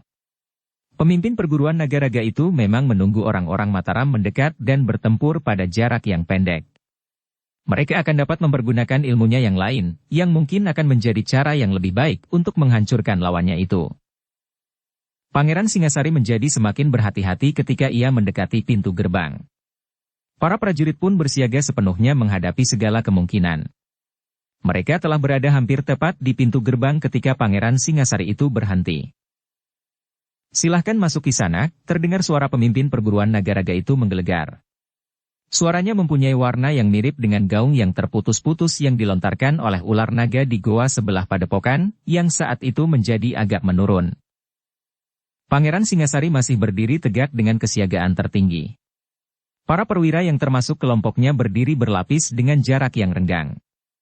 Sementara itu Kiai Gringsing, Ki Jayaraga, Sabung Sari, Gelagah Putih dan Raden Rangga berdiri agak menyamping, sehingga mereka dapat langsung memandang ke arah para pemimpin padepokan itu. Bagaimanapun juga mereka merasa wajib untuk ikut bertanggung jawab. Namun sebenarnya lah bahwa baik Kiai Gringsing dan Ki Jayaraga, maupun Raden Rangga, merasa kurang yakin akan kemampuan Pangeran Singasari. Meskipun mereka mengerti bahwa Pangeran Singasari memang mempunyai kemampuan yang tinggi, namun apakah ia mampu mengimbangi pemimpin tertinggi perguruan Nagaraga yang telah berani memerintahkan murid-muridnya untuk membunuh Panembahan Senapati? Meskipun murid-muridnya itu pun telah diberinya hak untuk mendirikan perguruan tersendiri sebagai bagian dari perguruan Nagaraga, namun masih tetap di bawah pengawasannya. Sedangkan Sabung Sari dan Gelagah Putih yang tidak dapat menilai kemampuan Pangeran Singasari itu, agaknya sekedar berbuat sebagaimana dilakukan oleh Kiai Gringsing. Namun demikian keduanya pun telah bersiap pula sepenuhnya untuk menghadapi segala kemungkinan. Memang yang dilakukan oleh Pangeran Singasari saat memecahkan pintu gerbang menimbulkan pertanyaan pada keduanya. Kenapa Pangeran Singasari tidak melakukan sebagaimana mereka lakukan?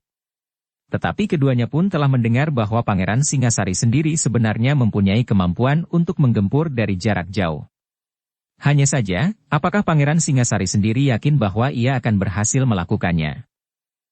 Karena Pangeran Singasari tidak segera menjawab, maka sekali lagi pemimpin padepokan itu mempersilahkannya.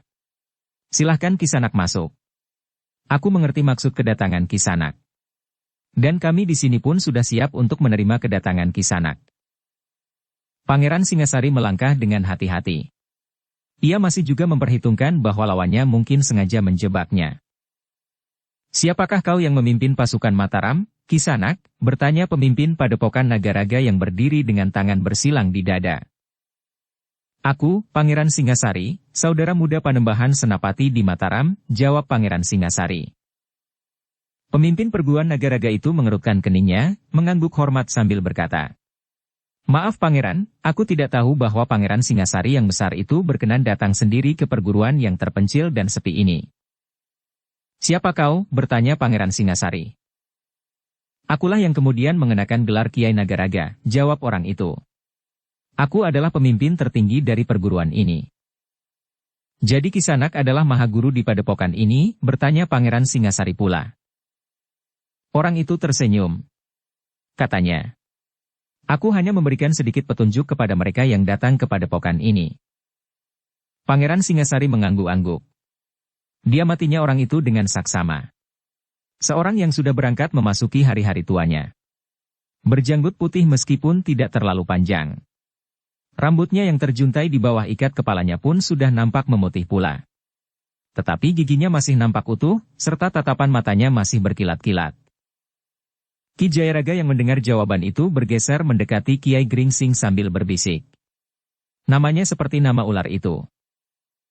Kiai Gringsing mengangguk-angguk. Katanya, Ia menempatkan dirinya dalam bayangan kekuatan ular itu. Karena itu, maka ia merasa perlu untuk menyebut dirinya seperti sebutan yang diberikan kepada ular raksasa itu. Apakah ular itu memang besar sekali? Tiba-tiba Ki Jairaga bertanya. Menilik bekas-bekasnya, agaknya memang cukup besar.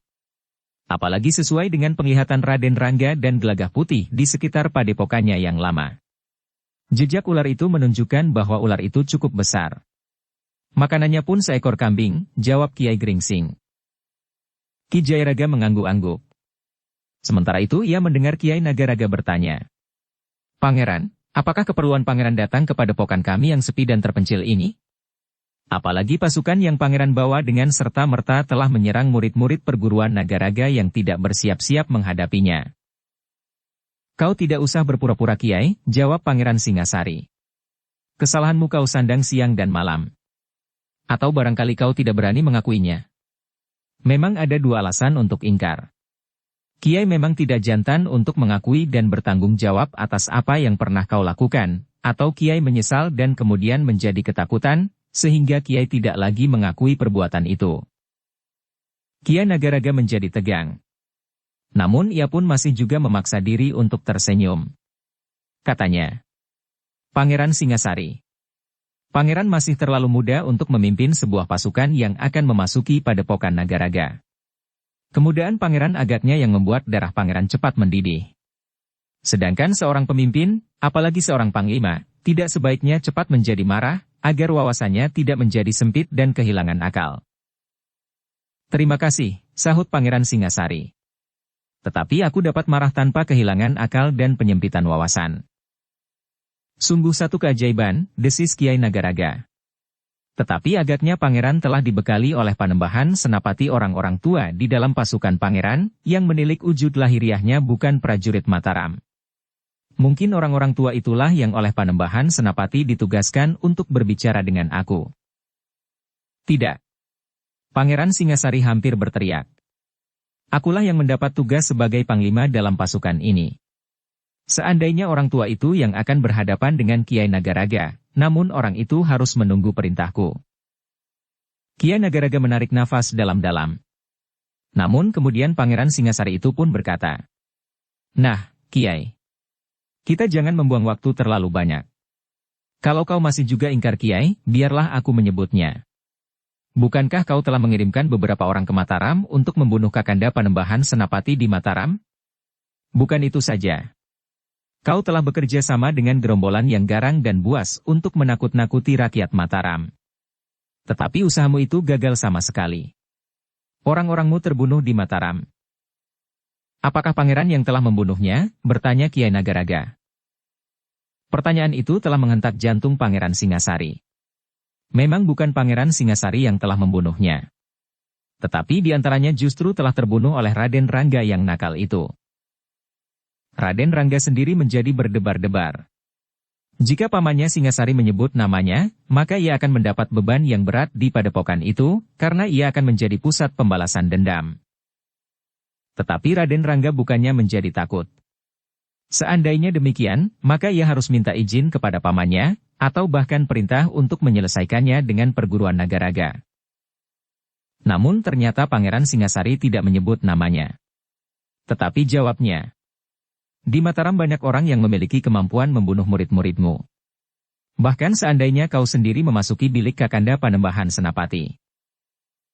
Kiai Nagaraga itu mengangguk-angguk. Katanya, aku memang harus mengakui kenyataan bahwa Panembahan Senapati adalah orang yang memiliki ilmu rangkap dan berlapis-lapis, sehingga jarang sekali orang yang mampu mengimbangi ilmunya itu. Tetapi agaknya tidak demikian dengan saudara-saudaranya. Hanya saudara angkatnya sajalah yang agaknya dapat mendekati ilmunya itu, Pangeran Benawa. Wajah Pangeran Singasari menjadi merah. Satu sindiran yang sangat tajam. Karena itu maka katanya, Kiai Nagaraga, yang datang bukan Pangeran Benawa, tetapi Pangeran Singasari. Jika kau menganggap saudara-saudara Panembahan Senapati tidak ada yang mampu mengimbangi ilmunya selain Pangeran Benawa, maka aku datang untuk membuktikan bahwa kau salah. Oh, Kiai Nagaraga mengangguk-angguk. Jadi Pangeran Singasari juga merasa memiliki kemampuan setinggi Pangeran Benawa? Bagus. Jika demikian, silahkan masuk. Kita akan membuktikan, apakah yang pangeran katakan itu benar. Di sini kami sudah siap menunggu beberapa orang muridku dan beberapa orang cantrik terpilih. Kami akan menyambut pasukan yang agaknya pasukan pilihan yang dipimpin langsung oleh panglimanya. Pangeran Singasari mengerutkan keningnya. Tetapi ia sudah bersiap menghadapi segala kemungkinan. Namun sekali lagi Kiai Nagaraga berkata, "Silahkan masuk pangeran. Kita akan membuktikan kemampuan kita masing-masing di dalam padepokan. Kau sudah berhasil memecahkan pintu gerbang, karena itu, kau berhak memasukinya." Pangeran Singasari masih termangu-mangu. Namun ia pun kemudian melangkah masuk sambil memberikan isyarat kepada para prajurit Mataram untuk mengikutinya. Dengan sangat berhati-hati mereka melangkah masuk. Namun seperti perintah yang sudah diberikan oleh Pangeran Singasari, maka demikian mereka berada di dalam padepokan, maka mereka pun segera berpencar.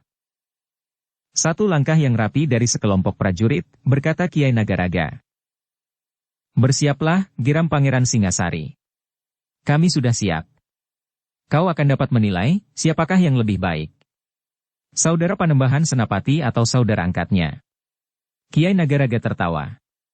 Katanya, "Sebenarnya aku pun kurang tahu pasti, seberapa tinggi ilmu Pangeran Benawa. Tetapi jika kau memang memiliki ilmu yang lebih tinggi, syukurlah. Kita akan mempunyai banyak waktu untuk bermain-main. Pangeran dan juga aku tidak akan mencemaskan orang-orang kita masing-masing di bagian-bagian dari padepokan. Mereka adalah orang-orang yang bertanggung jawab. Jika mereka kalah, biarlah kekalahan itu dipertanggungjawabkan. Sedangkan jika mereka menang, maka biarlah mereka berbangga dengan kemenangan mereka di setiap bagian dari padepokan ini." "Bagus," berkata Pangeran Singasari. "Tetapi dengarlah dahulu pesan yang aku bawa. Panembahan Senapati memerintahkan kalian untuk menyerah. Tetapi jika kalian tidak mau menyerah, maka segala kebijaksanaan ada di tanganku." "Bagus sekali," berkata Kiai Nagaraga. "Sekarang Pangeran sudah berhadapan dengan kami, orang-orang dari perguruan Nagaraga. Kami tidak menyerah. Kami sudah berani melakukan satu langkah yang kami sadari akan berakibat seperti ini. Tetapi ketahuilah Pangeran, bahwa kami Nagaraga tidak sendiri." "Aku tahu," jawab Pangeran Singasari. "Tetapi kau pun harus menyadari, bahwa kau tidak akan mendapatkan apa yang dijanjikan kepadamu, seandainya kau mampu membunuh Panembahan Senapati. Kau tidak akan dapat mendapat kedudukan apapun juga dari Panembahan Madiun. Bahkan mungkin kau akan dilemparkan ke tempat sampah sebagai seorang pengkhianat." Kiai Nagaraga tertawa. Katanya, "Luar biasa. Agaknya bukan rahasia lagi bahwa sikap Panembahan Madiun terhadap Mataram sudah diketahui. Tetapi jika kau anggap bahwa aku tidak akan berarti kelak, kau salah Pangeran. Atau barangkali kau sekedar ingin membuat kesan, bahwa kerjaku akan sia-sia sehingga aku akan menarik diri?" Jantung Pangeran Singasari menjadi semakin bergetar. Kemarahannya seakan-akan sudah tidak tertahankan lagi. Tetapi tiba-tiba saja ia teringat justru kata-kata Kiai Nagaraga, bahwa seorang senapati tidak boleh kehilangan nalar karena kemarahan. Sebelumnya Pangeran Singasari pun tahu akan hal itu. Namun kadang-kadang ia lupa diri dan kemarahan itu melonjak begitu saja. Namun berhadapan dengan orang yang menyebut dirinya Kiai Nagaraga itu Pangeran Singasari benar-benar harus berhati-hati. Menilik sikap dan tatapan matanya, maka Kiai Nagaraga adalah orang yang memiliki ilmu yang sangat tinggi. Hampir di luar sadarnya Pangeran Singasari berpaling ke arah Kiai Gringsing. Kiai Gringsing memang nampak lebih tua dari orang itu. Garis-garis di wajah Kiai Gringsing pun nampak lebih dalam. Tubuhnya pun tidak lagi nampak sekuat orang yang menyebut dirinya Kiai Nagaraga itu. Namun Pangeran Singasari mengerti bahwa Kiai Gringsing itu pun memiliki ilmu yang jarang ada bandingnya. Namun bagaimanapun juga, ternyata seseorang tidak akan dapat menghindarkan diri dari ketuaan. Di samping Kiai Gringsing berdiri Ki Jairaga, yang nampak lebih muda sedikit dari Kiai Gringsing. Hanya sedikit. Sedangkan kemudian berdiri Sabung Sari, Gelagah Putih dan Raden Rangga, di antara prajurit-prajurit Mataram yang bersiaga sepenuhnya. Dalam pada itu Pangeran Singasari pun berkata dengan nada rendah, "Kiai Nagaraga, sekali lagi aku perintahkan kau menyerah, atas nama Panembahan Senapati yang berkuasa di Mataram." "Maaf Pangeran. Aku sudah bertekad untuk menyatukan diri dengan Madiun, meskipun padepokanku ini terletak di sebelah barat Bengawan. Jika Madiun sekarang belum bergerak, tentu hanya soal waktu. Bahkan mungkin sekarang pasukan Madiun sudah siap untuk menggempur Mataram, jawab Kian Nagaraga. Tetapi Pangeran Singasari menggeleng. Katanya, kau salah Kiai. Mungkin sekarang Pamanda Panembahan Madiun sedang menyesali rencana yang meskipun baru didengar oleh beberapa orang. Sementara itu kau telah dengan tergesa-gesa menjual jasa untuk mendapat pujian, dan barangkali kedudukan kelak. Tetapi kau akan menyesal sepanjang hidupmu seandainya hari ini kau terlepas dari maut, bahwa ternyata Panembahan Madiun tidak berbuat apa-apa. Kau memang pandai bergurau Pangeran Singasari. Kian Nagaraga tersenyum. Memang mungkin permainan kanak-kanak akan terjadi seperti yang kau katakan.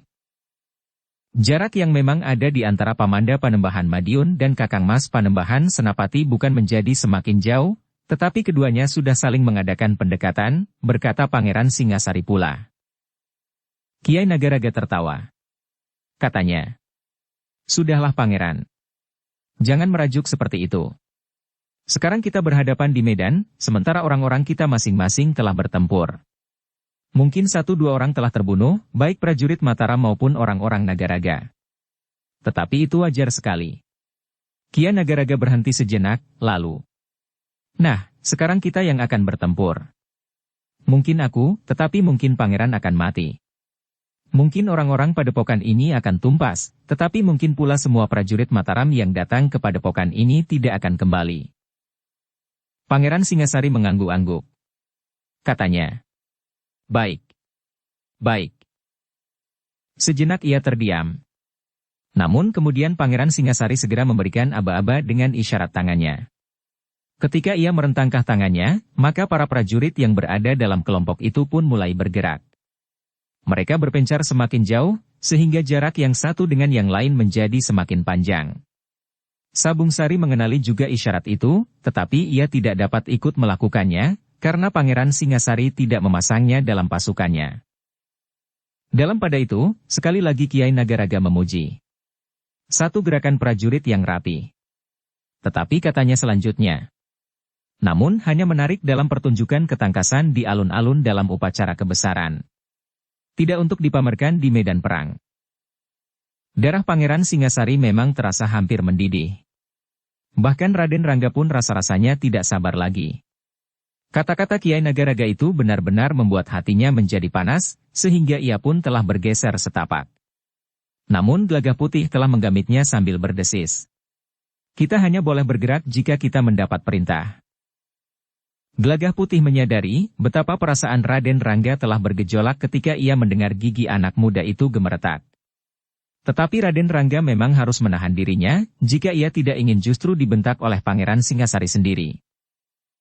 Ketika tangan Pangeran Singasari keduanya terangkat ke atas, maka para prajurit Mataram itu pun mulai melangkah mendekati lawan. Namun mereka masih tetap berhati-hati. Mereka menyadari bahwa orang-orang padepokan itu mampu melontarkan serangan yang dahsyat dari jarak jauh, sebagaimana mereka menyerang Raden Rangga ketika anak muda itu menengok dari atas dinding. Namun dalam pada itu, ketika Kiai Nagaraga melihat pasukan Mataram dalam kelompok yang dipimpin langsung itu bergerak, justru tertawa. Katanya, ternyata Mataram memang memiliki prajurit-prajurit yang mapan dalam gelar. Meskipun kelompok ini hanya kecil, namun yang nampak adalah bayangan gelar Wulan Tumanggal. Persetan, geram Pangeran Singasari. Kita akan segera bertempur. Kenapa kau tidak melontarkan lagi seranganmu yang dahsyat dari tempatmu? Kiai Nagaraga itu tiba-tiba mengerutkan keningnya. Namun kemudian sambil tersenyum ia berkata, ternyata orang yang dapat menghindari seranganku adalah seorang laki-laki remaja. Bukan main. Bukankah anak itu yang tadi memanjat dinding? Pangeran Singasari memang ragu-ragu untuk menjawab. Bagaimanapun juga Raden Rangga adalah kemenakannya. Ia tidak ingin perhatian lawannya, apalagi Kiai Nagaraga sendiri, tertuju kepada Raden Rangga. Namun ternyata Raden Rangga sendirilah yang menjawab. Ya. Kiai heran? Kiai Nagaraga mengerutkan keningnya. Namun ia pun kemudian tersenyum sambil berkata, kau lucu anak muda. Tetapi sayang bahwa hari ini adalah hari terakhirmu. Apalagi bahwa kau adalah orang yang pertama-tama berani melanggar hakku. Bukan anak itu, sahut Pangeran Singasari. Prajurit Mataram telah lebih dahulu memasuki padepokan ini. Tetapi tidak di padepokan induk ini, wajah Kiai Nagaraga nampak berkerut. Semua adalah tanggung jawabku, berkata Pangeran Singasari. Kiai Gringsing mengerutkan keningnya. Ketika ia memandang Ki Jayaraga, orang tua itu pun mengangguk kecil. Keduanya memang agak bingung menanggapi sifat Pangeran Singasari yang kadang-kadang seakan-akan sama sekali tidak menghiraukan dan apalagi bertanggung jawab terhadap orang-orangnya. Tetapi tiba-tiba saja ia menunjukkan sifat kepemimpinannya yang besar. Keluarga Panembahan Senapati terdiri dari orang-orang yang sulit untuk dijajagi, berkata Kiai Gringsing di dalam hatinya. Apakah Pangeran Mangkubumi, adik Pangeran Singasari, juga mempunyai sifat seperti ini? Menurut pendengaranku, Pangeran Mangkubumi meskipun lebih muda, tetapi agak lebih tenang dari Pangeran Singasari. Terlebih-lebih lagi adalah kakak Pangeran Singasari, adik Panembahan Senapati yang bergelar Pangeran Gagak Baning. Sementara itu Kiai Nagaraga pun agaknya telah bersiap pula. Karena Pangeran Singasari yang telah berdiri di hadapannya, maka ia pun telah bersiap untuk bertempur melawan Pangeran Singasari. Sementara itu pasukan Mataram pun telah bergeser semakin dekat. Para perwira di dalam pasukan itu sadar bahwa mereka akan lebih banyak tergantung kepada kemampuan mereka secara pribadi. Mereka tidak akan banyak tergantung kepada bayangan gelar Wulan Tumanggal yang kecil itu. Demikianlah, maka ketika Pangeran Singasari kemudian memberi isyarat, maka pasukan Mataram itu langsung telah menyerang para penghuni padepokan yang lebih banyak menunggu. Namun pada saat terakhir mereka pun telah bergeser memencar pula untuk menghadapi lawan masing-masing. Jumlah para murid terpilih dan para cantrik yang ada di padepokan induk itu pun ternyata lebih banyak dari para perwira dan prajurit dari Mataram. Namun para prajurit dari Mataram memang telah bersiap menghadapi mereka. Kiai Gringsing dan Ki Jayaraga sempat memperhatikan medan itu secara keseluruhan. Menurut perhitungan mereka, para cantrik bukannya orang-orang yang sudah matang. Mereka adalah orang-orang yang baru memiliki ilmu dasar dari Padepokan Nagaraga. Namun yang lain agaknya mempunyai ilmu dalam tataran yang berbeda-beda. Bahkan menilik wujudnya, ada 1-2 orang yang agaknya merupakan murid yang sudah menyerap seluruh ilmu dari Nagaraga, meskipun belum sempat dikembangkan sebagaimana para murid yang sudah diberi wewenang untuk mengendalikan bagian dari perguruan Nagaraga itu. Ketika para prajurit dari Mataram telah bertempur, maka Pangeran Singasari pun telah bersiap menghadapi pemimpin tertinggi dari Nagaraga yang juga disebut Kiai Nagaraga itu. Sementara itu Kiai Gringsing, Ki Jayaraga, Sabung Sari, Gelagah Putih dan Raden Rangga masih juga ragu-ragu. Apakah perintah Pangeran Singasari itu berlaku juga bagi mereka? Ketika para prajurit Mataram telah bertempur melawan para penghuni padepokan itu dalam jumlah yang lebih banyak, sementara 5 orang di antara mereka dari kelompok itu masih berdiri termangu-mangu, maka Pangeran Singasari pun berkata, "Heh, kenapa kalian belum berbuat sesuatu? Betapapun tinggi ilmu kalian, tetapi jika tidak kalian pergunakan, maka ilmu itu tidak akan ada artinya." Kiai Gringsing menarik nafas dalam-dalam. Sikap Pangeran Singasari kadang-kadang memang menyinggung perasaan. Tetapi dalam keadaan itu, mereka harus melupakannya. Mereka sudah berada di hadapan hidung lawan. Karena itu, maka kelima orang itu pun tidak menghiraukan lagi sikap Pangeran Singasari. Mereka pun segera bersiap-siap menghadapi segala kemungkinan. Namun dalam pada itu, rasa-rasanya Kiai Gringsing selalu dibayangi oleh kecemasan melihat sikap dan sorot mata Kiai Nagaraga yang harus melawan Pangeran Singasari. Rasa-rasanya Pangeran Singasari masih belum cukup matang untuk menghadapinya. Meskipun demikian Kiai Gringsing yang tua itu tidak mengatakan sesuatu. Tetapi Kiai Gringsing berusaha untuk dapat selalu berada di dekat Pangeran Singasari. Meskipun Pangeran Singasari seakan-akan telah menempatkan 2 orang perwira terpilihnya yang bersama-sama telah memecahkan pintu gerbang untuk menjadi senapati pengapitnya, namun ilmu kedua senapati itu bagi Kiai Gringsing memang masih terlalu muda. Dengan segala macam cara, Kiai Gringsing telah mendapatkan seorang lawan yang meskipun belum mencapai pertengahan abad, namun apaknya ia adalah murid yang sudah terhitung mapan dari Kiai Nagaraga. Dengan demikian, maka Kiai Gringsing mendapat kesempatan untuk bertempur di dekat Pangeran Singasari, di sebelah salah seorang dari kedua senapati pengapit itu. Ketika Kiai Gringsing bergeser mendekati Pangeran Singasari, maka ia telah berbisik di telinga Ki Jayaraga. Tolong, awasi anak-anak itu. Aku akan berusaha berada di dekat Pangeran Singasari. Ki Jayaraga mengangguk. Tetapi ia pun berdesis. Bagaimana jika aku sendiri digulung oleh ilmu orang-orang Nagaraga? Kau akan menjadi nasi golong, jawab Kiai Gringsing sambil tersenyum. Ki Jayaraga pun tersenyum. Namun ia pun kemudian telah bergeser untuk selalu berada di dekat anak-anak muda yang datang bersamanya. Dengan demikian maka pertempuran pun telah menjalar ke setiap orang.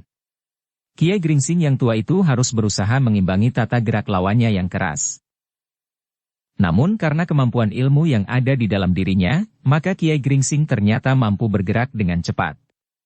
Meskipun menilik wujud wadatnya Kiai Gringsing seharusnya sudah menjadi semakin lemah, namun Kiai Gringsing masih merupakan seorang yang selalu mampu mengimbangi kemampuan ilmu lawannya. Betapapun lawannya meningkatkan kemampuannya, namun kemampuan itu sama sekali tidak berhasil melampaui kemampuan orang tua itu. Bahkan kadang-kadang lawan Kiai Gringsing itu terkejut dan terpaksa meloncat menghindar jika tiba-tiba saja Kiai Gringsing mendesaknya. Namun Kiai Gringsing masih selalu menahan dirinya. Yang penting baginya bukannya lawannya itu. Tetapi ia selalu mengamati pertempuran antara Pangeran Singasari dan Kiai Nagaraga yang telah berkobar pula. Namun agaknya keduanya juga masih berusaha untuk saling menjajaki kemampuan lawan. Di bagian lain, Sabung Sari, Gelagah Putih dan Raden Rangga telah bertempur pula. Tetapi mereka sama sekali tidak memilih lawan. Mereka bertempur dengan siapa saja yang datang kepada mereka. Ki Jayaraga masih sempat memperhatikan pertempuran itu beberapa saat, sebelum seorang yang bertubuh kecil melenting menyerangnya. Seorang yang perbandingan kaki dan tubuhnya tidak seimbang. Tetapi meskipun kakinya terhitung terlalu pendek dibanding dengan tubuhnya, namun ternyata ia adalah murid Kiai Nagaraga yang telah mewarisi hampir semua ilmunya. Dengan demikian maka Ki Jayaraga pun harus segera berusaha mencari keseimbangan dengan kemampuan lawannya. Karena lawannya langsung mengerahkan kemampuannya sampai ke tataran kemampuan lawannya. Meskipun kemudian pertempuran antara Ki Jayaraga dan murid Kiai Nagaraga yang berkaki pendek itu berlangsung dengan cepat, tetapi Ki Jayaraga masih sempat mengamati anak-anak muda yang datang bersamanya, yang bertempur tidak jauh daripadanya, di antara murid-murid dari Padepokan Nagaraga yang bertempur dengan prajurit Mataram. Sementara itu Pangeran Singasari sendiri yang bertempur melawan Kiai Nagaraga menjadi semakin lama semakin cepat dan keras.